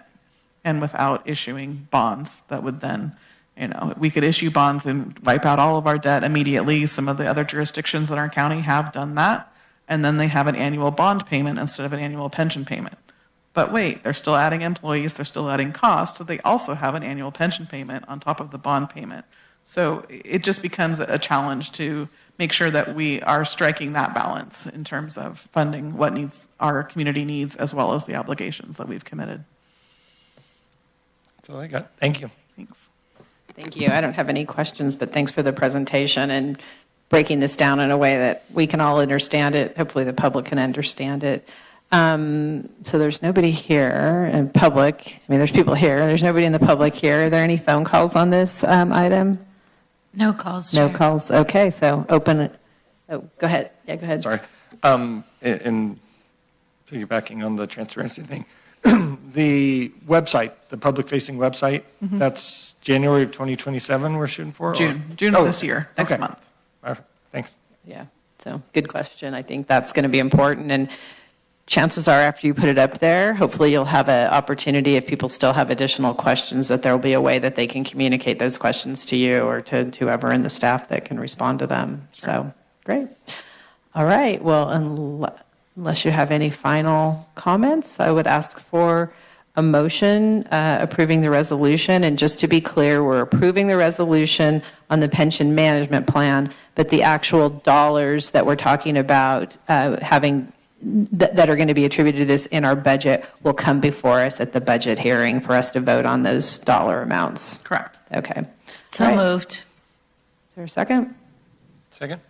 All right, roll call. District 1. Yes. District 5. Yes. District 2. Yes. District 4. Yes. District 3. Yes. All right, motion carries. Okay, our final item is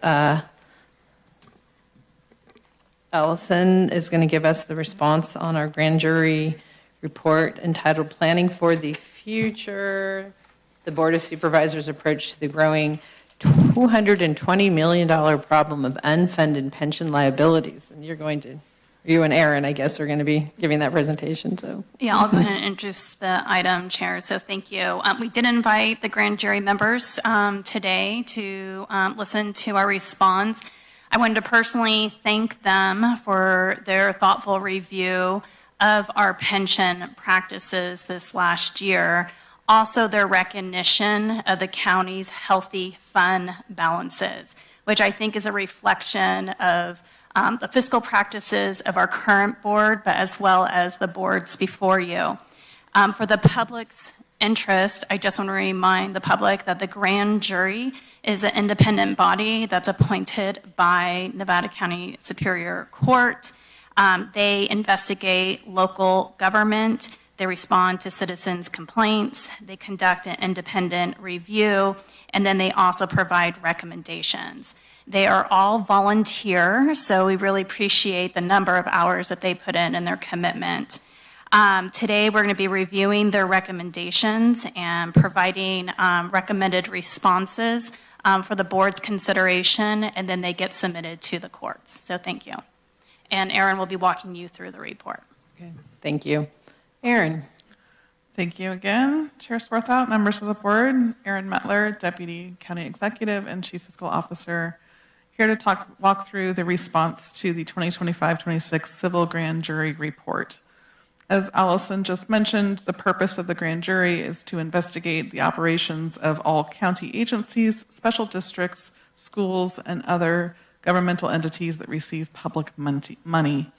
They also annually inspect our prison, and they identify issues that are of interest to them, that are based on complaints, or ultimately are at the will of the jury pool, which items they investigate each year. One thing I want to mention on here, the deliberations are conducted in secrecy, and jurors are sworn to maintain confidentiality for life. So what comes out of their hard work are these reports, and the entity receiving the report does have an obligation to respond within 90 days back to the court. There are prescribed responses per Penal Code Section 933.05.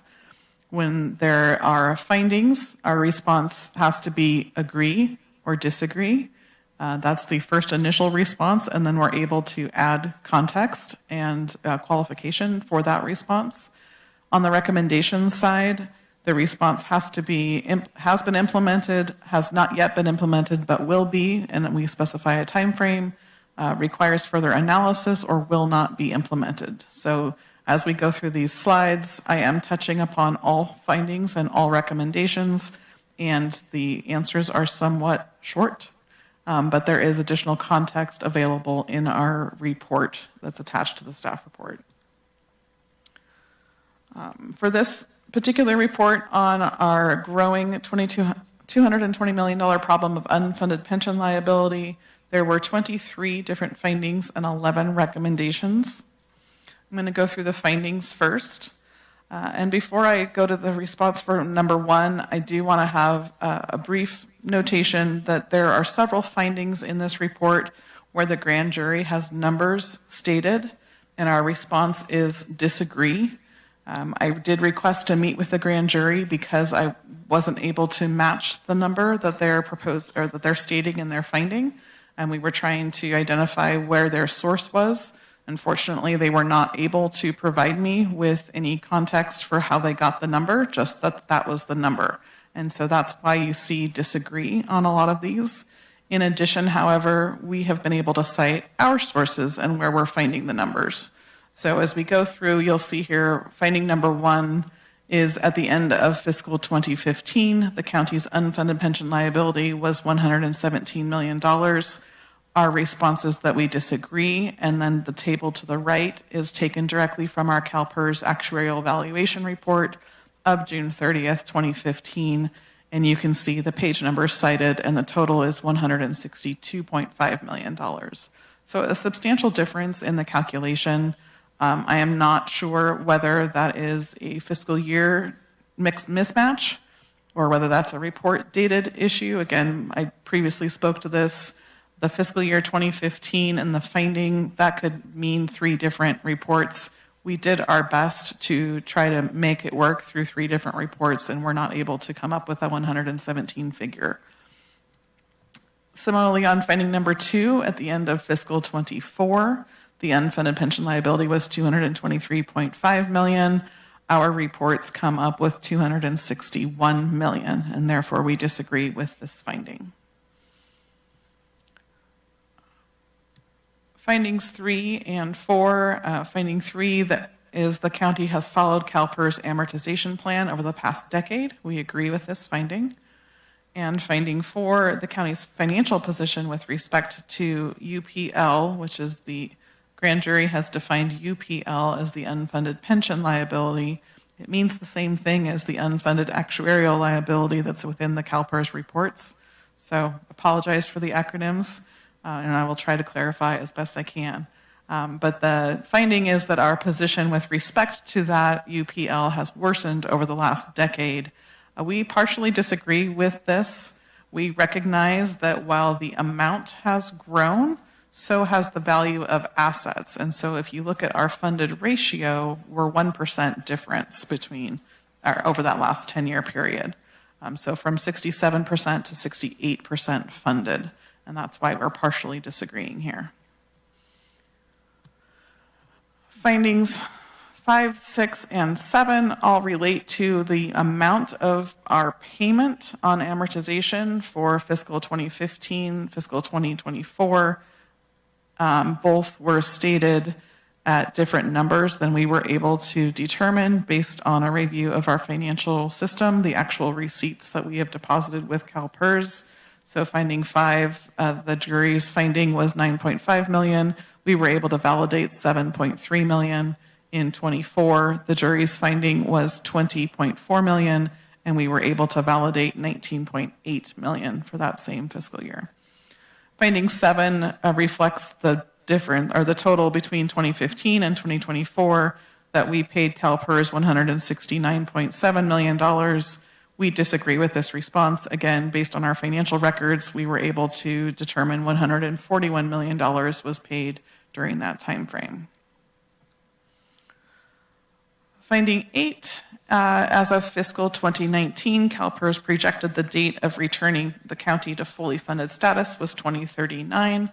We agree with this response. That is in line with the 20-year amortization table contained in the CalPERS report. Finding 9, as of 2024, CalPERS projected date of returning to the county to fully funded status was 2044. Again, we agree with this finding. Each year, CalPERS produces a new 20-year amortization report and table. So each year, they are recalculating what we owe and amortizing that over 20 years and proposing a plan to achieve fully funded status.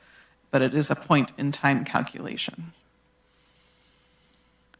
Finding 10, the Board of Supervisors believes that California's 2013 change from classic retirement to PEPRA will help the unfunded pension liability problem. We agree with this response. Finding 11, the Board of Supervisors has performed no data studies on the impact PEPRA is likely to have.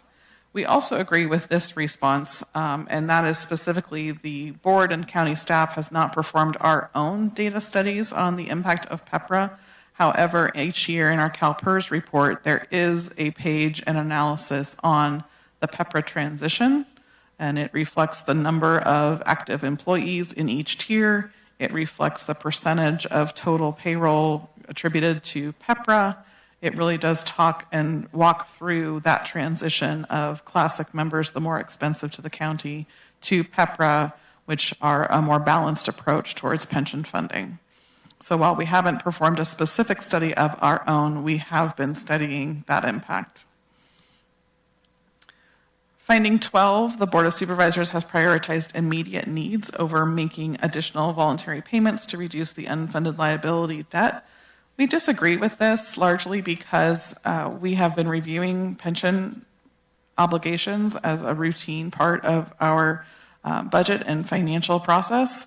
And also, we have been following the board's policy for pensions from 2019, which prioritizes not necessarily paying off the unfunded liability, but striking a balance between funding priority projects, making sure that we can stabilize pension obligations over the years, making sure that if there is a swing in a pension payment because of a bad investment year, perchance, we're able to smooth out that operational impact through use of our pension trust fund through other means.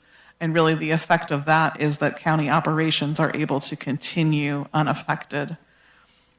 Finding 13, in the past 10 years, the county has made no voluntary additional payments to reduce the unfunded pension liability. We agree with this. This is true. Finding 14, as of December 31, 2025, the balance of the 115 trust was $4.1 million. We agree with this. It matches our pension 115 trust statement as of December 31st.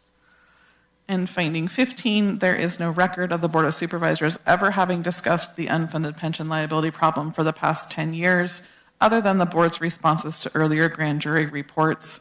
We disagree with this response. We have been able to cite annual board workshops, budget presentations, priority objective presentations, and various other meetings, which included pension discussion, and we were able to do this by searching the board documents website, which is publicly accessible, and we did link each of these staff presentations in our response. Finding 16, from 2015 until the present, despite rising UPL, rising amortization payments, and repeated extensions of the amortization period, the county did not develop and implement any plan that addressed the mounting debt. We disagree with this finding, and we've created this timeline to illustrate the actions that the board has taken since 2012, beginning with the creation of Tier 2 benefits, PEPRA in 2013, and then adopting a pension policy in 2019, revising the same policy in 2025, and then the actions of today and the upcoming actions in July in terms of the transparency webpage being live. Next January and next March, we anticipate the pension compliance report, as well as an additional discretionary payment will come to the board. Finding 17, in response to the 23-24 grand jury report, the county promised to have a plan to address the unfunded pension liability problem within a year. We disagree with this finding. In that response, we agreed to bring the issue to the board workshop in 2025 for board discussion and policy direction to staff. That was done. The direction received was to hire consultants to assist in evaluating our status and develop a framework for us to address that UPL. Finding 18, at the end of the year, the county had developed no plan. Again, we disagree. We were working on the plan. We have been working on this plan since August of 24, since receiving that grand jury report and really hiring the consultants. Finding 19, at the end of the year, the county had not hired any consultants to help the county address the unfunded pension liability problem. Our response was provided August 20th of 2024. Direction was provided to staff on January of 2025, and then consultants were hired in July of 25. So we have been following along in this timeline and responding. Findings 20, by prepaying the full annual amortization amount at the beginning of the fiscal year, the county has saved hundreds of thousands of dollars in interest over the past decade. We disagree with this because we felt it important to recognize that our savings is actually $5.6 million due to those prepayments. So it's significantly higher than several hundred thousands of dollars. In fiscal 2019, for finding 21, the county general fund at the end of each fiscal year has had from $34.3 million to $47.0 million of unspent funds in the county's general fund. We agree with this statement. This is in recognition of the board's proactiveness in growing our reserves, and also the $34.3 and $47 million respectively have different assignments, as you're aware of, in our fund balance. Part of that is for pension, and part of that is for other long-term needs, such as litigation coverage, such as general plan amendments, such as board priority projects. There are several different assignments which I think the board is aware of within that fund balance, including pension. Finding 22, since fiscal 2019, the county has devoted zero of that money to making voluntary additional payments to reduce its total UPL. We agree. Finding 23, given the county's UPL position at the end of fiscal 24, if the county then began to pay an additional $5 million each year, elimination of the 2024 UPL would occur in 2037 rather than 2044. This is a hard one to confirm. It is a what-if scenario, and I think based in a point in time, if we didn't change anything else between those years, it could potentially be true. However, we know that each year our UPL is affected by investment performance, by fluctuations in active and retired members and payroll amounts. So although paying an additional $5 million a year would certainly have an impact, we agree on that front, we cannot verify that it would eliminate the UPL by 2037. So we disagree with this finding. On to recommendations. The recommendations, one, the county should provide a detailed report of why the adopted pension management policy from 2019 failed to address the problem and allowed it to become more pronounced. Our response here is that the recommendation will not be implemented. The intent of our 2019 pension management policy, again, was to strike the balance between mitigating the impacts of rising pension costs while maintaining budgetary flexibility to facilitate continuity and service delivery to our community. So we were operating within the spirit and letter of the policy created in 2019. It was not intended to fully fund the UPL. Recommendation number 2, the county's response to this report should include in detail the numerous proactive measures that its response to the 2018 grand jury report said it had undertaken. Again, we will not be implementing this recommendation. The intent of the pension policy and subsequent actions created our pension trust and created other opportunities where we were able to avoid significant cost increases on both the operational side to the county as well as smooth out the impacts. Recommendation 3, the county's responses to this report should include in detail the amount of money those numerous proactive measures generated or saved. Again, this recommendation will not be implemented. And recommendation 4, the county's response to this report should include in detail how much of the money from recommendation 2 the county expended each year to reduce its UPL beyond making the minimum amortization payments. This recommendation will not be implemented. As you are aware, we did not make additional payments. Recommendation 5, as part of an approach to the mounting debt problem, the county should consider staff reductions. Our response is this has been implemented. We have a very thorough review of both filling vacant positions and also adding new positions to the county's authorized staffing. And as part of that recommendation and analysis, we are reviewing pension and retirement impacts, the cost, if you will, of that staff. Recommendation 6, as part of an approach to the mounting debt problem, the county should consider limiting salary and pension increases. Again, we believe we have implemented this recommendation because we are looking at the cost of salary and pension each time we're at the bargaining table and evaluating the cost of our staff relative to what the market requires us to pay to stay competitive, to keep staff employed and working for the county. Recommendation 7, as part of an approach to the mounting debt problem, the county should consider having caps on county executive salaries. We feel this recommendation is the same as recommendation 6, and that it has been implemented during our normal course of evaluating executive compensation. Recommendation 8, as part of an approach to the mounting debt problem, the county should consider reducing the level of frequency of some county services not directly related to public health and safety. We feel this has been implemented.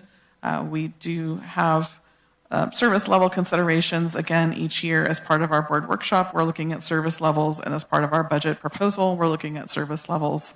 And we are prioritizing public health and safety as part of our core service portfolio. Recommendation 9, as part of an approach to the mounting debt problem, the county should consider eliminating county services that duplicate services that the state provides. We have implemented this recommendation. We feel strongly that we do not have duplicate services. Rather, we're coordinating with state agencies to provide services within mutual jurisdictional boundaries. And so we feel that we have a solid working relationship with our state partners, and where there is opportunity for duplicate service, we're actually coordinating so as to not have duplicate services. Recommendation 10, the county should develop a realistic plan that will fully amortize the UPL by 2037 and will maintain the pension plan fully funded. This recommendation will not be implemented. Keying off of the word realistic here, it's not realistic for the county to fully fund our pension in 10 years. However, we can certainly make really good progress and make concerted efforts towards bringing down that UPL within that time frame, but looking at it will likely take longer than that 10 years. Recommendation 11, as part of that plan, the county should annually devote a substantial part of unexpended budgeted funds to reduce its unfunded liability debt. We will be implementing this recommendation as part of our fund balance policy and as well as part of our pension management plan that you just adopted previously.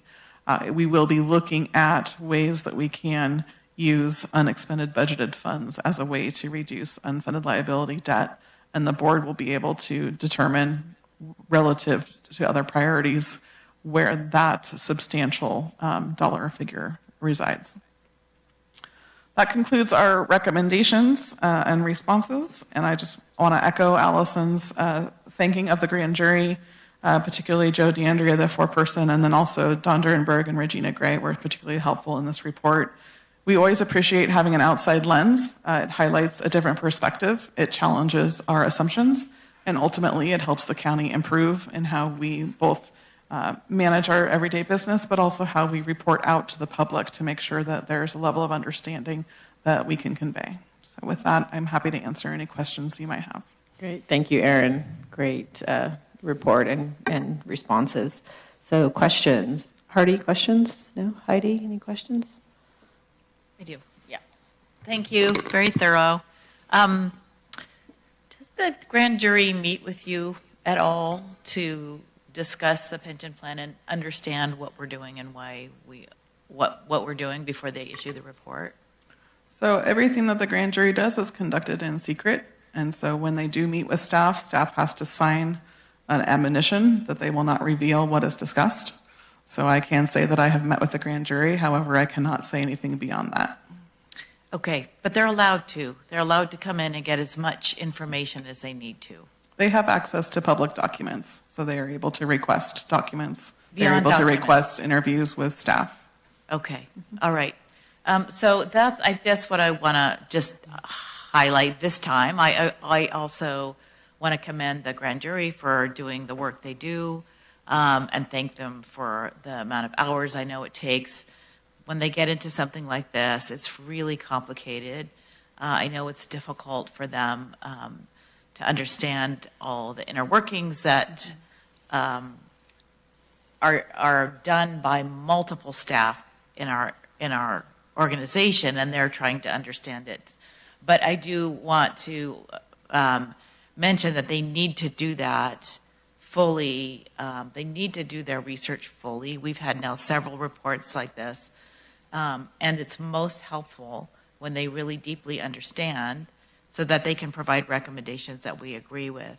Otherwise, it's a lot of time spent on their side and on ours where we're just trying to figure out how they got numbers that don't make sense. So, I just think there's a huge caution when they take on something this complicated. It's going to be a huge commitment, but they really need to spend as much time as is necessary to fully understand it before writing a report. So that's my comment. Thank you. Thanks. Sue? Rob, any comments? Yeah, thank you, and I echo, I think, everybody's appreciation for the grand jury. And no specific questions other than the timing's so interesting because there's two separate things, these last two items, I think, had the timing, and they make sense to be together, but had the timing of our previous discussion on the pension management plan that we just approved been in force, I think when this report was done, a lot of those findings and responses would have been addressed or are very relevant. And then some of the questions we disagree because it's asking us to respond to the grand jury report, but we've already done it now in the pension management. So it's a weird dynamic. I appreciate the work they've done. It'd be more interesting, not that I'm suggesting another grand jury report, but down the road now, knowing what we just passed with pension management, how that, I think, speaks to a lot of these, particularly with the voluntary proactive measures that we've taken. I mean, the finding 12, 22, 23, and then some of our responses were directly tied to those. And, the response was, yes, we haven't done that before, but we just approved a plan where the plan is we are going to. So, no question there other than I think the pension management plan that we just did and these other actions would maybe color this different now if this report were to start right now. And I think that's a step forward and encourage us all to continue. And ultimately, the future. Oh, one question on the response 10, the 2037. Mm-hmm. And I can, so that was kind of what in the previous discussion, my question about the decade long, and what we're kind of talking about is it's realistic with our new pension management plan that by 2037 we could get to that 80 to 85%, and I think that's a very noble goal. But our response that it will not be implemented is you don't feel it's realistic to pay off the entire unfunded accrued liability in 10 years. But that's not to say, were we to continue with these proactive steps that we talked about before, those three particularly, that we could be to that 85% by 2027. Correct, yeah. I was keying off of the realistic plan, fully funded. Fully funded, yeah. That's what I can't agree with or implement. I can't promise that because there are so many factors outside of our control that we can absolutely work towards it, but to commit ourselves would not be appropriate. Yeah. And then when some of the findings continually mentioned the 20 years, so in 2014 it was 2034, and my sense was that was maybe a criticism or finding. That's how we have to do it, right? Based on PERS, the 20-year amortization. That's what they prescribe and offer for us to do. We don't have to comply with that in respect of we could pay it off earlier. We can't pay it off later than that. Gotcha. So their 20 years is going to give us a number, that $22 million number for next year that we have to pay, but there's nothing that says we cannot pay $32 million, other than we don't have $10 million. But our practice is we've continually just used the 20. Correct. Per the recommendation of PERS. And again, each year there is new debt obligation because we have new employees, we have all kinds of factors rolling in. So it's not that they've extended the amortization period by a year, it's that they've recalculated the 20-year payment plan. And so when we look at stabilization of pension payments, we're looking at that 20-year trajectory and we're seeing, it curves up and goes down. What we want to do is not have it curve, we want it to be flat. Because if we can stabilize pension payments, then that's one piece of our operating budget we know we have to commit to. And we know that if we have revenue that's above that level, then all of a sudden we've got money to do other things with, right? So we are looking at that 20-year trajectory in that sense of when are payments expected to go up and why, and can we attack them with additional payments to flatten them out? I think a big part of the trajectory of this 2037, the 10-year horizon, but also the 20-year horizon, that 20-year horizon is based on 6.8% interest returns. And we all know that that's over time might be an average, but certainly fluctuates and can fluctuate wildly from year to year. And that's something that we as a member agency contracting with CalPERS have very little, if any, control over. I do have a question. So how do you justify, I guess we've been talking about for example, Tier 1 is starting to go away and change. So there'll be a change there as well, correct? Mm-hmm. That kind of helps with that ebb and flow? Yeah, I will say that depending on investments is the key component here. Yeah, most of our unfunded liability is related to Tier 1 employees, right? Because prior to PEPRA, we were not necessarily contributing ahead of time or appropriately at the time of the active rate. In other words, with PEPRA, it's capped not only in pension, so salary caps, it's lower for Social Security participating jurisdictions, it has a higher retirement age, classic members didn't necessarily have caps. They did have a specific formula. There is a retirement age, but it's much less. And so the ability for those folks to earn more in retirement is still present and really driving up that unfunded liability. It's looking back towards what did we commit to our employees that are retired, that are currently with us, and that's where you see kind of that transition plan in the report. We are achieving, like, we're not growing as much as we would had PEPRA not come into play in 2013. That's of certainty. But we're still going to be paying on that obligation that we committed to. Good. Heidi, had another question? Yeah, just one more comment. I think to my previous comment about understanding the budget, this item R10 to me just shows that they clearly do not understand how budgets work to make this suggestion. And so that leads me to this other piece that I would like to see the grand jury in the future consider, and we should identify that in our presentations too, which is that every county in California is dealing with this. So we're doing our due diligence by trying to address this, but this is a statewide problem. It's not a Nevada County problem. And so, just making sure that the target is not, oh my God, we're doing something so bad. That's not the case. Every county in California is dealing with this challenge for all the reasons you suggested. And so it would be helpful for the grand jury to identify when that's the case too, so the public doesn't think there's an issue that's not accurately characterized. And Chair and Supervisor Hall, and I'll just add to that. My understanding is that the grand jury is aware, but was intentional about just looking at Nevada County. Also, I think was brought up earlier, it's a very valid point. The counties that are doing better, or the jurisdictions that are doing better, as we spoke to before, they bonded. So they used debt to pay off debt. Now we believe that's not a recommendation. But on paper, when you see the list of charts of unfunded liability, they fare better. Nevada County is right in the middle of the jurisdictions that were compared to the 58 counties. With that being said, we value the recommendations. I really appreciate Aaron's comments about the transparency. It prompts discussions. It challenges us to look at our assumptions, and in the end, we're going to do better. Okay, thank you.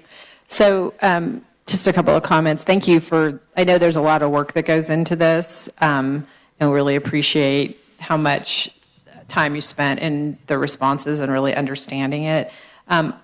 So the grand jury has access to all the same information, public records, to get those numbers where you had the big discrepancies. So I think, kind of following up with what Heidi said, I would go a little bit stronger on that. I think that they do a real disservice publicly when they put out information that isn't correct, if they have access to the correct information. And unfortunately, part of the grand jury process is we have no idea who they brought in to talk to them about this. So we don't know if they brought in people outside the county, if they brought in financial people.